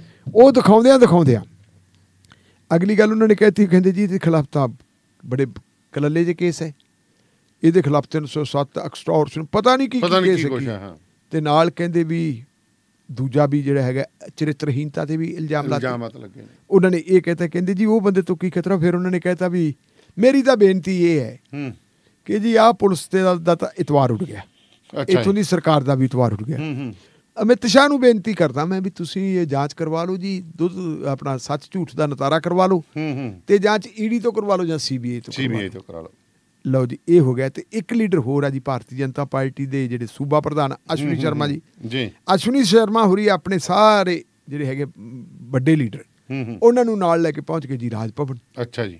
ਉਹ ਰਾਜ ਭਵਨ ਜਾ ਕੇ ਗਵਰਨਰ ਸਾਹਿਬ ਨੂੰ ਕਹਿੰਦੇ ਬੇਨਤੀ ਇਹ ਹੈ ਕਿ ਤੁਸੀਂ ਜੀ ਜਿਵੇਂ ਦਿੱਲੀ ਦੇ ਵਿੱਚ ਆਰਡਰ ਕੀਤਾ ਸੀ ਨਾ CBI ਇਨਕੁਆਇਰੀ ਦਾ ਜੀ, ਉਹਨਾਂ ਨੇ CBI ਦੀ ਮੰਗ ਨਹੀਂ ਕੀਤੀ। ਉਹਨਾਂ ਨੂੰ ਪਤਾ ਵੀ CBI ਇਨਕੁਆਇਰੀ ਪੰਜਾਬ 'ਚ ਕਰ ਹੀ ਨਹੀਂ ਸਕਦੀ ਤੇ ਨਾ ਗਵਰਨਰ ਆਰਡਰ ਕਰ ਸਕਦਾ। ਉਹ ਕਹਿੰਦੇ ਜੀ ਇਹਦੀ ਐ ਕਰੋ ਵੀ ਸਿਟਿੰਗ ਜੱਜ ਤੋਂ ਇਨਕੁਆਇਰੀ ਕਰਵਾ ਲਓ, ਹਾਈ ਕੋਰਟ ਦੇ ਤੋਂ ਜੀ। ਇਹ ਖਬਰ ਆ ਗਈ ਦਾਨੇਵਾਲੀਆ ਸਾਹਿਬ। ਹੁਣ ਤੁਸੀਂ ਦੇਖੋ ਟ੍ਰੈਂਡ ਕਿਵੇਂ ਜਿਵੇਂ ਟਰੈਕ ਕੀਤੇ ਅੱਜ ਕੱਲ੍ਹ ਟ੍ਰੈਂਡਿੰਗ ਕਾਹਦੀ ਹੈ। ਜਦੋਂ ਉਹਨਾਂ ਨੇ ਗੱਲ ਕਹਿਤੀ ਤੇ ਚੀਮਾ ਸਾਹਿਬ ਨੇ ਫਿਰ ਬਿਆਨ ਦਿੱਤਾ। ਉਹ ਕਹਿੰਦੇ ਜੀ ਨਹੀਂ ਹਾਈ ਕੋਰਟ ਦੇ ਜੱਜ ਤੋਂ ਨਹੀਂ, ਸੁਪਰੀਮ ਕੋਰਟ ਦੇ ਜੱਜ। ਹੋਰ ਤਾਂ ਉਹ ਨਾਲ ਅੱਗੇ ਫਿਰ ਕਹਿੰਦੇ ਜੀ ਫਿਰ ਉਹਦੇ 'ਚ ਹੁਣ ਹੋਰ ਜੋੜ ਲਓ। ਉਹਦੇ 'ਚ ਕਹਿੰਦੇ ਜੀ ਕਰਨਾਟਕਾ ਵੀ ਜੋੜ ਲਓ ਜੀ, ਉਹਦੇ 'ਚ ਮੱਧ ਪ੍ਰਦੇਸ਼ ਵੀ ਜੋੜ ਲਓ, ਉਹਦੇ ਵਿੱਚ ਕਹਿੰਦੇ ਜੀ ਤੁਸੀਂ ਉਹ ਅਰੁਣਾਚਲ ਪ੍ਰਦੇਸ਼ ਵੀ ਜੋੜ ਲਓ ਜੀ। ਤੇ ਹਾਲ ਦੇ ਵਿੱਚ 8 MLA ਜਿਹੜੇ 11 ਦੇ ਵਿੱਚੋਂ ਕਾਂਗਰਸ ਦੇ ਭਾਰਤੀ ਜਨਤਾ ਪਾਰਟੀ ਜੁਆਇਨ ਕੀਤੇ ਆ ਗੋਆ ਵਾਲੇ, ਉਹਨਾਂ ਨੂੰ ਵੀ ਜੋੜ ਲਓ ਜੀ। ਇਹਨਾਂ ਨੂੰ ਕਹਿੰਦੇ ਸਾਰਿਆਂ ਨੂੰ ਜੋੜ ਲਓ। ਤੇ ਇਹ ਆਪਰੇਸ਼ਨ ਲੋਟਸ ਹੈ ਕੀ ਹੈ ਕਹਿੰਦੇ ਇਹਨਾਂ ਨੂੰ ਵੀ ਤਾਂ BJP ਵਾਲੇ। ਉਹ ਕਹਿੰਦੇ ਸਾਨੂੰ ਅਫਸੋਸ ਇਸ ਗੱਲ ਦਾ ਹੈ ਜੀ ਕਿ ਕਾਂਗਰਸ ਪਾਰਟੀ ਦੀ ਲੀਡਰ ਆ ਸੋਨੀਆ ਗਾਂਧੀ, ਰਾਹੁਲ ਗਾਂਧੀ, ਉਹਨਾਂ ਨੂੰ ED ਨੇ ਧਮਕੜੇ ਪਾਏ ਹੋਏ। ਤੇ ਇਹ ਕਹਿੰਦੇ ਜਿਹੜੇ ਇੱਥੋਂ ਵਾਲੇ ਪੰਜਾਬ ਦੀ ਕਾਂਗਰਸ ਵਾਲੇ ਲੀਡਰ ਹੈ ਇਹ ਸਾਥੋਂ ਸਬੂਤ ਮੰਗਦੇ ਆ। ਇਹਨਾਂ ਨੂੰ ਤਾਂ ਚਾਹੀਦਾ ਸੀ ਵੀ ਇਹ ਬੋਲਦੇ BJP ਦੇ ਖਿਲਾਫ, ਇਹ ਵੀ ਨਹੀਂ ਬੋਲਦੇ ਜੀ। ਕਹਿੰਦੇ ਇਹ ਵੀ ਇਹਨਾਂ ਦੀ ਗੱਲ। ਹੁਣ ਤੁਸੀਂ ਇਹ ਦੇਖੋ ਕਿ ਭੰਬਲ ਭੂਸਾ ਇਹਨਾਂ ਪੈ ਗਿਆ ਇਹਦਾ। ਹੁਣ ਤੁਸੀਂ ਇਹ ਦੇਖੋ ਕਿ ਇਸ ਵੇਲੇ ਫੌਜਾ ਸਸਰਾਰੀ ਦੀ ਗੱਲ ਕਰਦਾ ਕੋਈ ਨਾ, ਭੁੱਲ ਗਏ। ਵਿਜੇ ਸਿੰਗਲੇ ਦੀ ਗੱਲ ਕਰਦਾ ਕੋਈ, ਉਹ ਉੱਡ ਗਏ। ਪਠਾਨ ਮਾਜਰਾ, ਗੱਜਨ ਮਾਜਰਾ ਤੇ ਗਿਆਸਪੁਰਾ, ਕਿੰਨੇ ਨਾ ਜੀ ਇਹਨਾਂ ਨੂੰ ਲੋਕ ਅਖਬਾਰਾਂ 'ਚ ਇਹਨਾਂ ਦੀ ਗੱਲ ਆਉਂਦੀ ਹੈ, ਬਸ ਇੱਕੋ ਹੀ ਗੱਲ ਆਉਂਦੀ ਹੈ। ਮੈਂ ਤਾਂ ਇਹਨੂੰ ਕਹੂੰਗਾ ਵੀ ਵਾਹ, ਅੱਜ ਫਿਰ ਕਰੋੜਾਂ ਰੁਪਏ ਲਾਤੇ, ਸਾਡਾ ਕੰਮ ਬੋਲਦਾ। ਉਹਦੇ 'ਚ ਵੀ ਕੰਮ ਹੋਰ ਕਰਤਾ। ਅਮਨਪਾਲ ਹੈ ਆਪਣਾ ਲਿਸਨਰ ਹੈ ਕਿ ਤੁਹਾਡਾ ਬੜਾ ਜ਼ਿਕਰ ਕਰਦਾ ਹੁੰਦਾ ਤੁਸੀਂ, ਉਹ ਜਿਹੜੀਆਂ ਜਾ ਕੇ ਜੰਮੂ ਕਸ਼ਮੀਰ ਦੇ ਵਿੱਚ ਕੋਈ ਜਿਹੜੀਆਂ ਵੀਡੀਓ ਬਣਾਈਆਂ ਹੋਈਆਂ ਸੀ, ਉਹਨਾਂ ਦਾ ਉਹਨੇ ਜ਼ਿਕਰ ਕੀਤਾ ਸੀ। ਉਹ ਪਠਾਨਕੋਟ ਵਾਲੇ ਪਾਸੇ ਵੀ ਜੀ, ਉਹ ਅਮਨਪਾਲ ਹੋਰਾਂ ਨੇ ਤੜਕੇ ਇੱਕ ਹੋਰ ਪਲੇਟਫਾਰਮ ਦੇ ਉੱਤੇ ਗੱਲ ਕਰਦਿਆਂ ਫਿਰ ਅੱਜ ਮੈਨੂੰ ਉਹਨਾਂ ਨੇ ਦੁਪਹਿਰੇ ਜੇ ਪਾਤਾ ਸੀ ਇੱਕ ਕਿਤੇ, ਉਹ ਕਹਿੰਦੇ ਯਾਰ ਆਹ ਦੇਖ ਤਾਂ ਲਓ, ਇਸ਼ਤਿਹਾਰ ਦੇਖ ਲਓ ਤੁਸੀਂ ਕਰੋੜਾਂ ਰੁਪਈਆਂ ਦੇ ਇਸ਼ਤਿਹਾਰਾਂ ਦੇ ਵਿੱਚ ਕਹਿੰਦੇ ਵੀ ਭਗਵੰਤ ਮਾਨ ਨੂੰ ਫੇਰ ਠੋਕਤਾ। ਅੱਛਾ ਜੀ। ਜਾਂ ਤਾਂ ਕਹਿੰਦੇ ਵੀ ਜਿਹੜੇ ਉਹ ਦਿੱਲੀ ਵਾਲੇ ਉਹਨਾਂ ਨੂੰ ਅਕਲੀ ਘੱਟ ਹੈ, ਤੇ ਜਾਂ ਕਹਿੰਦੇ ਭਗਵੰਤ ਮਾਨ ਨੂੰ ਮਾਂਜਣ ਤੇ ਲੱਗੇ ਹੋਏ। ਮੈਂ ਕਿਹਾ ਵੀ ਮੈਂ ਗੱਲ ਕੀ, ਉਹ ਫਿਰ ਉਹਨਾਂ ਨੇ ਲਿਖ ਕੇ ਭੇਜਿਆ ਸਾਡਾ ਕੰਮ। ਪੰਜਾਬੀ ਦੇ ਵਿੱਚ ਜੇ ਕੀ ਬਣ ਜਾਏ ਸਾਡਾ ਕੰਮ ਬੋਲਦਾ, ਅਸੀਂ ਸਾਡਾ ਕੰਮ ਹੈ। ਉਹਨਾਂ ਨੇ ਕੀ ਕੀਤਾ ਜੀ, ਜਿਹੜਾ ਪੰਜਾਬੀ 'ਚ ਲਿਖਿਆ ਉਹ ਮਤਲਬ ਜਿਹੜੇ ਦਿੱਤੇ ਆ ਇਸ਼ਤਿਹਾਰ ਤਾਂ ਅੰਗਰੇਜ਼ੀ 'ਚ ਦਿੱਤੇ ਆ ਨਾ, ਸਾਡਾ ਕਾਮ। ਸਾਡਾ ਕਾਮ ਬੋਲਤਾ, ਕਾਮ ਠੀਕ ਹੈ। ਸਾਡਾ ਪੰਜਾਬੀ 'ਚ ਸਾਡਾ ਅੰਗਰੇਜ਼ੀ ਪੰਜਾਬੀ ਕਰਤਾ, ਕਾਮ ਹਿੰਦੀ ਵਾਲਾ ਵਰਤ ਲਿਆ। ਕਾਮ ਹਿੰਦੀ ਵਾਲਾ ਕਾਮ ਹਿੰਦੀ ਵਾਲਾ ਜਿਹੜਾ ਉਹ ਕੰਮ ਦਾ ਕੰਮ ਕਰਤਾ। ਉਹ ਕਹਿੰਦਾ ਵੀ ਹੁਣ ਆਹ ਜਿਹੜੀ ਉਹ ਬੰਦਾ ਵਿਦੇਸ਼ ਦੇ ਵਿੱਚ ਬੈਠਾ ਹੈ, ਮੁੱਖ ਮੰਤਰੀ ਹੈ, ਪੰਜਾਬੀ ਮਾਂ ਬੋਲੀ ਦਾ ਹਰਮਨ ਪਿਆਰਾ ਜਿਹੜਾ ਹੈਗਾ ਕਲਾਕਾਰ ਹੈ ਜੀ, ਕ੍ਰੀਏਟਿਵ ਹੈ ਬੰਦਾ, ਉਹ ਕਿੱਡੀ ਵਧੀਆ ਉਹਦੀ ਸਾਰੀ ਕੀਤੀ ਕਰਾਈ ਹੈ। ਉਹਦੀ ਕੀਤੀ ਕਰਾਈ ਦੇ ਉੱਤੇ ਕਹਿੰਦੇ ਵੀ ਤਾਂ ਸਵਾਹ ਪਾਈ ਜਾਂਦੇ ਆ ਸਾਰੀ। ਸਲਾਹ ਤਾਂ ਲੈਂਦੇ ਨਹੀਂ ਵੈਸੇ, ਉਹ ਐਡਾ ਵੱਡਾ ਡਿਪਾਰਟਮੈਂਟ ਆ ਪਬਲਿਕ ਰਿਲੇਸ਼ਨ ਦਾ, ਡਰਾਮਿਆਂ ਤੋਂ ਲੈ ਕੇ ਹੁਣ ਡਿਜੀਟਲ ਯੁੱਗ ਦੇ ਵਿੱਚ ਪਹੁੰਚ ਗਿਆ। ਪੰਜਾਬੀ ਦੇ ਵਿੱਚੋਂ ਮਾਹਰ ਲੋਕ ਨੇ। ਉਹਨੇ ਇਹ ਢਿੱਲੋਂ ਸਾਹਿਬ ਇਹ ਕਾਰਨ ਪਤਾ ਕੀ, ਇਹਦੇ ਵਿੱਚ ਵੀ ਇਹ ਟਰਾਂਸਲੇਟ ਕਰਦੇ ਆ ਗੂਗਲ ਤੋਂ। ਹਾਂ ਹੁਣ ਤੁਸੀਂ ਆ ਹਾਈਵੇ ਵਾਲੇ ਦੇਖ ਲਓ ਬੋਰਡ ਲੱਗੇ ਤੇ ਪਿੰਡਾਂ ਦੇ ਨਾਂ ਹੀ ਬਦਲੇ ਹੁੰਦੇ ਆ। ਤੁਸੀਂ ਗੂਗਲ ਮੈਪ ਤੇ ਦੇਖ ਲਓ, ਹਾਂਜੀ ਗੂਗਲ ਮੈਪ ਦੇ ਉੱਤੇ ਪਿੰਡਾਂ ਦੇ ਨਾਂ ਤੁਹਾਨੂੰ ਨਾ ਟੋਟਲੀ ਹੋਰ ਦਿਸਣਗੇ। ਬਿਲਕੁਲ ਠੀਕ ਹੈ। ਉਹ ਜੋ ਗੂਗਲ ਨੇ ਚੱਕਤਾ ਉਵੇਂ ਬੋਲ ਲੈਂਦੇ ਆ, ਕਿਉਂਕਿ ਗੂਗਲ ਕਰੈਕਸ਼ਨ ਮੈਂ ਕਈਆਂ ਦੀ ਤਾਂ ਕੀਤੀ ਹੈ, ਨਹੀਂ ਵਾਰੀ ਕਈ ਟਾਈਮ ਮਿਲਦਾ ਮੈਂ ਬੜਾ ਕਰੈਕਟ ਕਰਦਾ, ਕਈ ਵਾਰੀ ਮੈਨੂੰ ਵੀ ਨਹੀਂ ਪਤਾ ਲੱਗਦਾ। ਪਰ ਤੁਸੀਂ ਦੇਖੋ ਬਹੁਤ ਕੁਝ ਬੜੇ ਗਲਤ ਆ, ਤੁਹਾਨੂੰ ਮੈਂ ਅਗਲੇ ਪ੍ਰੋਗਰਾਮ ਦੱਸੂਗਾ ਕਿਹਦਾ ਨਾਂ ਕੀ ਲਿਖਿਆ ਹੁੰਦਾ। ਆਪਾਂ ਕਰੈਕਟ ਕਰ ਲਾਂਗੇ ਆਪਣੇ ਇਲਾਕੇ ਦੇ, ਆਪਾਂ ਨੂੰ ਨਾਮਾਂ ਦਾ ਪਤਾ ਪਿੰਡਾਂ ਦਾ। ਚਲੋ ਇੰਗਲਿਸ਼ ਤੋਂ ਆਪਾਂ ਨੂੰ ਪਤਾ ਲੱਗ ਜਾਂਦਾ ਨਹੀਂ ਪੰਜਾਬੀ 'ਚ ਕੀ ਹੈ। ਹਾਂਜੀ ਜੇ ਆਪਾਂ ਦੁਆਬੇ 'ਚ ਜਾ ਕੇ ਦੁਆਬੇ ਦੇ ਉਸ ਪਿੰਡ ਦਾ ਅਸਲ ਨਾਂ ਨਹੀਂ ਆਪਾਂ ਨੂੰ ਅਸਲ ਨਾਂ ਨਹੀਂ ਪਤਾ ਹੁੰਦਾ, ਉੱਥੇ ਤਾਂ ਉਹ ਆਪਾਂ ਤਾਂ ਕਰੈਕਟ ਨਹੀਂ ਕਰ ਸਕਦੇ, ਉਹ ਲੋਕ ਕਰੈਕਟ ਕਰ ਸਕਦੇ, ਆਪਾਂ ਮਾਲਵੇ ਦੇ ਕਰ ਸਕਦੇ। ਮਾਲਵਾ ਤਾਂ ਜਿਹੜਾ ਸਮੁੱਚੇ ਮਾਲਵੇ ਦੇ ਪਿੰਡਾਂ ਬਾਰੇ ਆਪਾਂ ਨੂੰ ਮਤਲਬ ਥੋੜਾ ਜਿਹਾ ਮਤਲਬ ਗਿਆਨ ਹੈਗਾ ਜੀ। ਸੋ ਪ੍ਰੋਗਰਾਮ ਚੱਲ ਰਿਹਾ ਜੀ ਸ਼ਮਾਦਾਨ ਤੇ, ਤੁਸੀਂ ਇਸ ਵਕਤ ਸਾਡੇ ਨਾਲ ਰੇਡੀਓ ਪੰਜਾਬ ਟੂਡੇ ਦੇ ਬਠਿੰਡਾ ਸਟੂਡੀਓ ਤੋਂ ਜੁੜੇ ਹੋਏ ਹੋ। ਤੇ ਹੁਣ ਜੇ ਦੇਖੋ ਜਿਵੇਂ ਛਿੰਟਾਂ ਵਾਲੀ ਪਿੰਡ ਹੈ ਜੀ, ਉਹਦਾ ਨਾਂ ਲਿਖਤਾ ਛਿੰਤਾਂ ਵਾਲੀ। ਹਾਂ ਠੀਕ ਹੈ ਜੀ।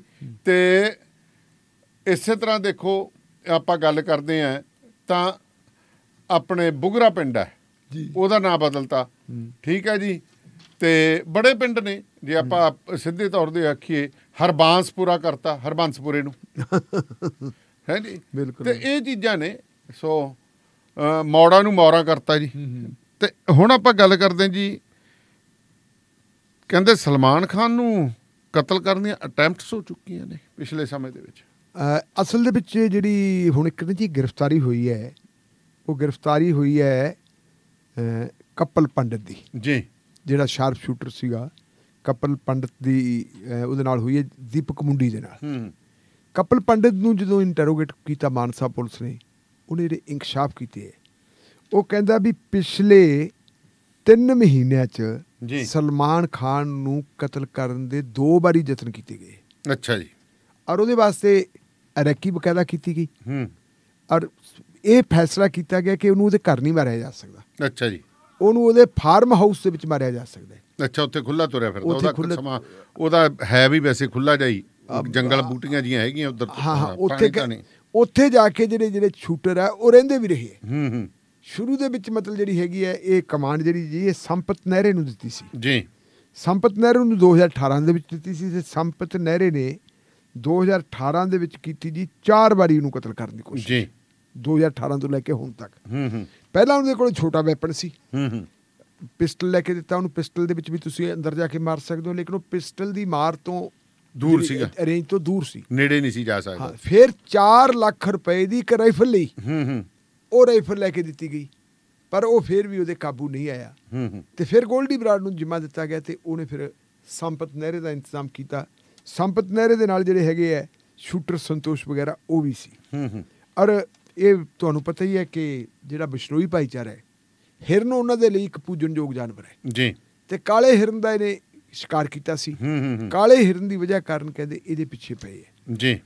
ਉਹਨਾਂ ਦੀ ਪੁੱਛਗਿੱਛ ਤੋਂ ਪਤਾ ਲੱਗਦਾ ਕਿ ਜਿਹੜੇ ਸਲਮਾਨ ਖਾਨ ਨੂੰ ਤੇ ਉਹਦੇ ਬਾਪ ਨੂੰ ਪੱਤਰ ਭੇਜੇ ਗਏ ਸੀ, ਧਮਕੀ ਪੱਤਰ। ਹਾਂਜੀ। ਪਹਿਲੇ ਧਮਕੀ ਪੱਤਰ ਜਿਹੜੇ ਹੈਗੇ ਆ ਉਹ ਖੁਦ ਜਿਹੜੇ ਹੈਗੇ ਆ ਲਾਰੈਂਸ ਬਿਸ਼ਨੋਈ ਨੇ ਲਿਖੇ ਹੋਏ ਸੀ ਜੀ। ਸੋ ਸੈਲੀਬ੍ਰਿਟੀ ਹੈ ਜੀ, ਕਿੱਡੀ ਵੱਡੀ ਸੈਲੀਬ੍ਰਿਟੀ ਹੈ। ਔਰ ਆਪਾਂ ਹੁਣ ਜਿਹੜੀ ਵੇਖਣ ਵਾਲੀ ਗੱਲ ਇਹ ਹੈ ਜੀ ਕਿ ਜੇ ਐਡਾ ਪ੍ਰਬੰਧ ਹੋ ਸਕਦਾ, ਜਿਵੇਂ ਸਿੱਧੂ ਮੂਸੇਵਾਲੇ ਦੇ ਬਾਪ ਨੇ ਵੀ ਇਹ ਗੱਲ ਕਹੀ ਸੀ ਕਿ ਆ ਤੁਸੀਂ ਇਹਨਾਂ ਨੂੰ ਫੜ ਕੇ ਅੰਦਰ ਦੇਈ ਜਾਂਦੇ ਹੋ ਜੀ। ਜਿਹੜੇ ਬੰਦੇ ਮਹਿੰਗਾ ਅਸਲਾ ਖਰੀਦ ਸਕਦੇ, ਸਿੱਧੂ ਮੂਸੇ ਨੂੰ ਕਤਲ ਕਰਨ ਵਾਸਤੇ ਵੀ ਤਾਂ ਅਸਾਲਟ ਖਰੀਦੀ ਗਈ। ਬਿਲਕੁਲ ਬਿਲਕੁਲ। 4 ਲੱਖ ਰੁਪਏ ਦੀ ਜੇ ਰਾਈਫਲ ਖਰੀਦੀ ਜਾਂਦੀ ਹੈ ਤੇ 4 ਲੱਖ ਰੁਪਏ ਦੀ ਰਾਈਫਲ ਕਿਹੜੀ ਹੋ? ਇਹ ਵੱਡੀ ਗੱਲ ਇਹ ਹੈ ਕਿ ਸਾਡੀਆਂ ਜੇਲ੍ਹਾਂ ਜਿਹੜੀਆਂ ਉਸ ਜੇਲ੍ਹਾਂ ਸਾਡੀਆਂ ਇੱਕ ਇਸ ਵੇਲੇ ਜਿਹੜਾ ਹੈਗਾ ਕ੍ਰਾਈਮ ਦਾ ਬਹੁਤ ਵੱਡਾ ਸੈਂਟਰ ਬਣੀਆਂ ਹੋਈਆਂ। ਹੁਣ ਆਪਣੇ ਰੋਜ਼ ਹੀ ਕਹਿੰਦੇ ਜੀ ਅਸੀਂ ਆਹ ਕੁਛ ਆ ਕਰ ਲਿਆ ਜੀ। ਇੱਕ ਜਿਹੜੀ ਹੈ ਜੀ RTI ਲਈ ਹੈ ਮਾਨਕ ਗੋਇਲ ਨੇ, ਉਹਦੇ ਵਿੱਚ ਇਹ ਪਤਾ ਲੱਗਿਆ ਕਿ ਅਜੇ ਤੱਕ ਸਾਡੀਆਂ ਜੇਲ੍ਹਾਂ 'ਚ ਜੈਮਰ ਨਹੀਂ ਲੱਗੇ ਵੀ ਜੀ। ਜਿੰਨੀ ਦੇਰ ਜੈਮਰ ਨਹੀਂ ਲੱਗਦੇ ਉਨੀ ਦੇਰ ਤੱਕ ਸਮਾਰਟ ਫੋਨਾਂ ਦੇ ਉੱਤੇ ਜਿਹੜੇ ਉਹਦੀ ਕਾਰੋਬਾਰ ਚੱਲਦਾ, ਦੇਸ਼ਾਂ ਵਿਦੇਸ਼ਾਂ ਦੇ ਵਿੱਚ ਜਿਹੜੀ ਉਹਨਾਂ ਦੀ ਸੰਪਰਕ ਲਾਈਨ ਹੈ ਉਹ ਟੁੱਟ ਨਹੀਂ ਸਕਦੀ। ਉਹ ਸੰਪਰਕ ਲਾਈਨ ਤਾਂ ਹੀ ਟੁੱਟਣੀ ਹੈ ਜੇ ਤੁਸੀਂ ਇਸ ਤਰ੍ਹਾਂ ਦਾ ਇਹਦਾ ਕੁਛ ਕਰੋਗੇ। ਸੋ ਬੜੀ ਚਿੰਤਾਜਨਕ ਗੱਲ ਹੈ ਜੀ। ਇਹ ਪੰਜਾਬ ਪੁਲਿਸ ਦੀ ਜਿਹੜੀ ਹੈ ਜਾਂਚ ਹੈ ਉਹਦੇ ਵਿੱਚ ਇਹ ਗੱਲ ਸਾਹਮਣੇ ਆਈ ਹੈ। ਤੇ ਉਧਰ ਹੁਣ ਇੱਕ ਬੜਾ ਦਰਦਨਾਕ ਆਉਂਦਾ ਜੀ, ਕਹਿੰਦੇ ਜਿਵੇਂ ਤੁਹਾਨੂੰ ਯਾਦ ਹੋਣਾ ਹੈਦਰਾਬਾਦ ਦੇ ਵਿੱਚ ਕੁੜੀ ਮਾਰਤੀ ਸੀਗੀ ਗੈਂਗ ਰੇਪ ਤੋਂ ਬਾਅਦ। ਬਿਲਕੁਲ ਜੀ। ਹੁਣ ਕਹਿੰਦੇ ਹਾਂਜੀ ਹੁਣ ਉੱਥੇ ਇੱਕ ਸੀ, ਉਹਨੇ ਤੇ 2 ਨਾਬਾਲਗ ਭੈਣਾਂ ਨਾਲ ਘਟਨਾ ਵਾਪਰੀ ਹੈ। ਕੀ ਘਟਨਾ ਵਾਪਰੀ? ਦੇਖੋ ਦਾਨੇਲੀਆ ਸਾਹਿਬ, ਜਿਹੜੀ ਹੈਦਰਾਬਾਦ ਕੁੜੀ ਮਾਰੀ ਸੀ ਉਹ ਸੀ ਵੈਟਰਨਰੀ ਡਾਕਟਰ। ਇਹ ਜਿਹੜੀਆਂ ਦੋਨੋਂ ਕੁੜੀਆਂ ਸਕੀਆਂ ਭੈਣਾਂ ਜੀ, ਦੋਨੋਂ ਨਾਬਾਲਗ ਹੈ ਔਰ ਦੋਨੋਂ ਹੀ ਦਲਿਤ ਭਾਈਚਾਰੇ ਨਾਲ ਸੰਬੰਧਿਤ। ਅੱਛਾ ਜੀ। ਔਰ ਬਿਲੋਂਗ ਕਿਹੜੇ ਜ਼ਿਲ੍ਹੇ ਨੂੰ ਕਰਦੀਆਂ? ਬੇਗੂਸਰਾਏ ਨੂੰ।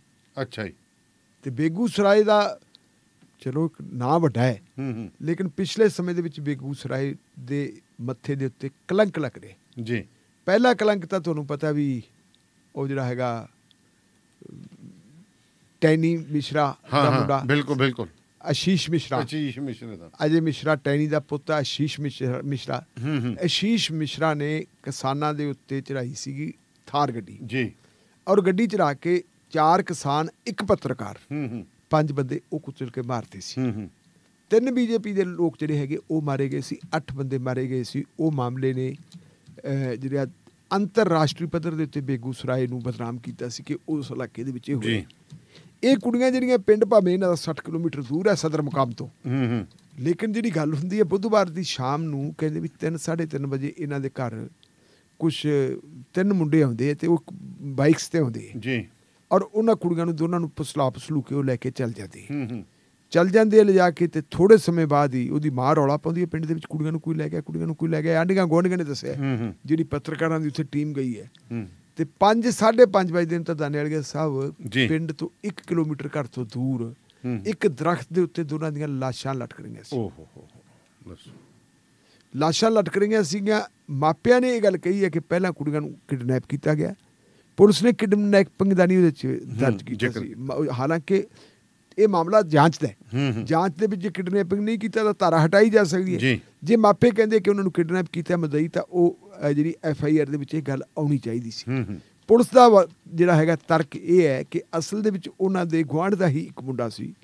ਉਸ ਮੁੰਡੇ ਨੇ ਉਹਨਾਂ ਕੁੜੀਆਂ ਦੀ ਕਿਸੇ ਹੋਰ ਮੁੰਡਿਆਂ ਦੇ ਨਾਲ ਦੋਸਤੀ ਕਰਵਾਤੀ ਔਰ ਉਹ ਮੁੰਡੇ ਪੁਸਲਾਬ ਚਲਾ ਕੇ ਲੈ ਗਏ। ਨਾਲ ਇੱਕ ਬੰਦਾ ਹੋਰ ਵੀ ਸੀ। ਉੱਥੇ ਲਿਜਾ ਕੇ ਉਹਨਾਂ ਨੇ ਉਹਨਾਂ ਕੁੜੀਆਂ ਦੀ ਇੱਛਾ ਦੇ ਉਲਟ ਉਹਨਾਂ ਨੂੰ ਰੇਪ ਕੀਤਾ। ਜਦੋਂ ਉਹਨਾਂ ਕੁੜੀਆਂ ਨੇ ਕਿਹਾ ਕਿ ਜੇ ਤੁਸੀਂ ਆਹ ਕਰਤੂਤ ਤਾਂ ਕਰਤੀ ਹੈ ਤਾਂ ਸਾਡੇ ਨਾਲ ਵਿਆਹ ਕਰਵਾਓ, ਤੇ ਉਹ ਵਿਆਹ ਕਰਵਾਉਣ ਤੋਂ ਇਨਕਾਰੀ ਸੀ। ਰੌਲਾ ਪੈਣਾ ਸ਼ੁਰੂ ਹੋ ਗਿਆ ਤੇ ਦੋਨਾਂ ਦਾ ਗਲ ਘੁੱਟ ਕੇ ਮਾਰਿਆ, ਕਿਉਂਕਿ 6 ਬੰਦੇ ਗ੍ਰਿਫਤਾਰ ਹੋ ਚੁੱਕੀ ਹੈ।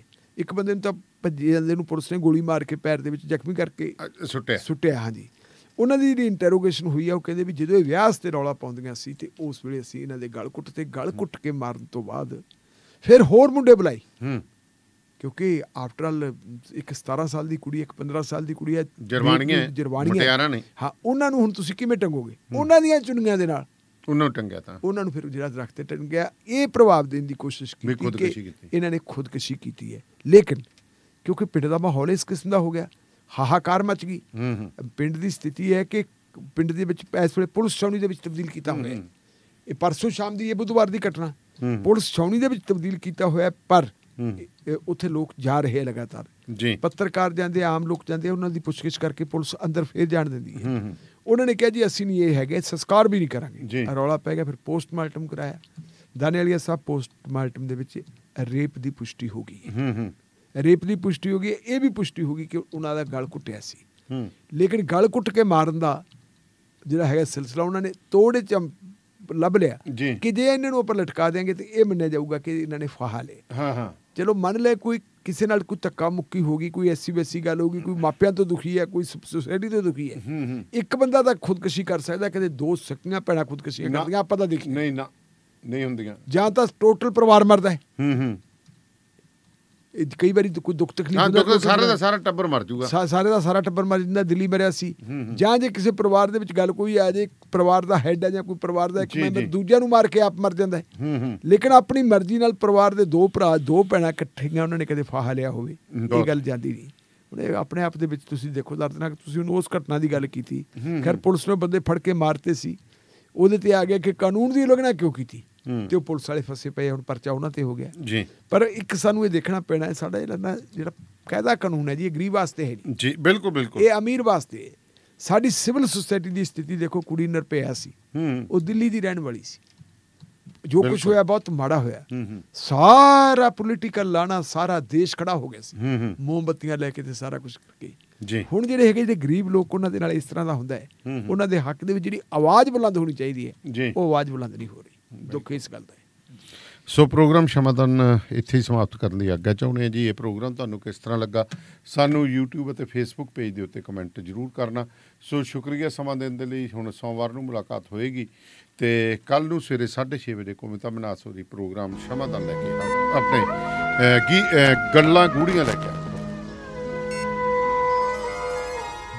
ਸ਼ਮਾਦਾਨ।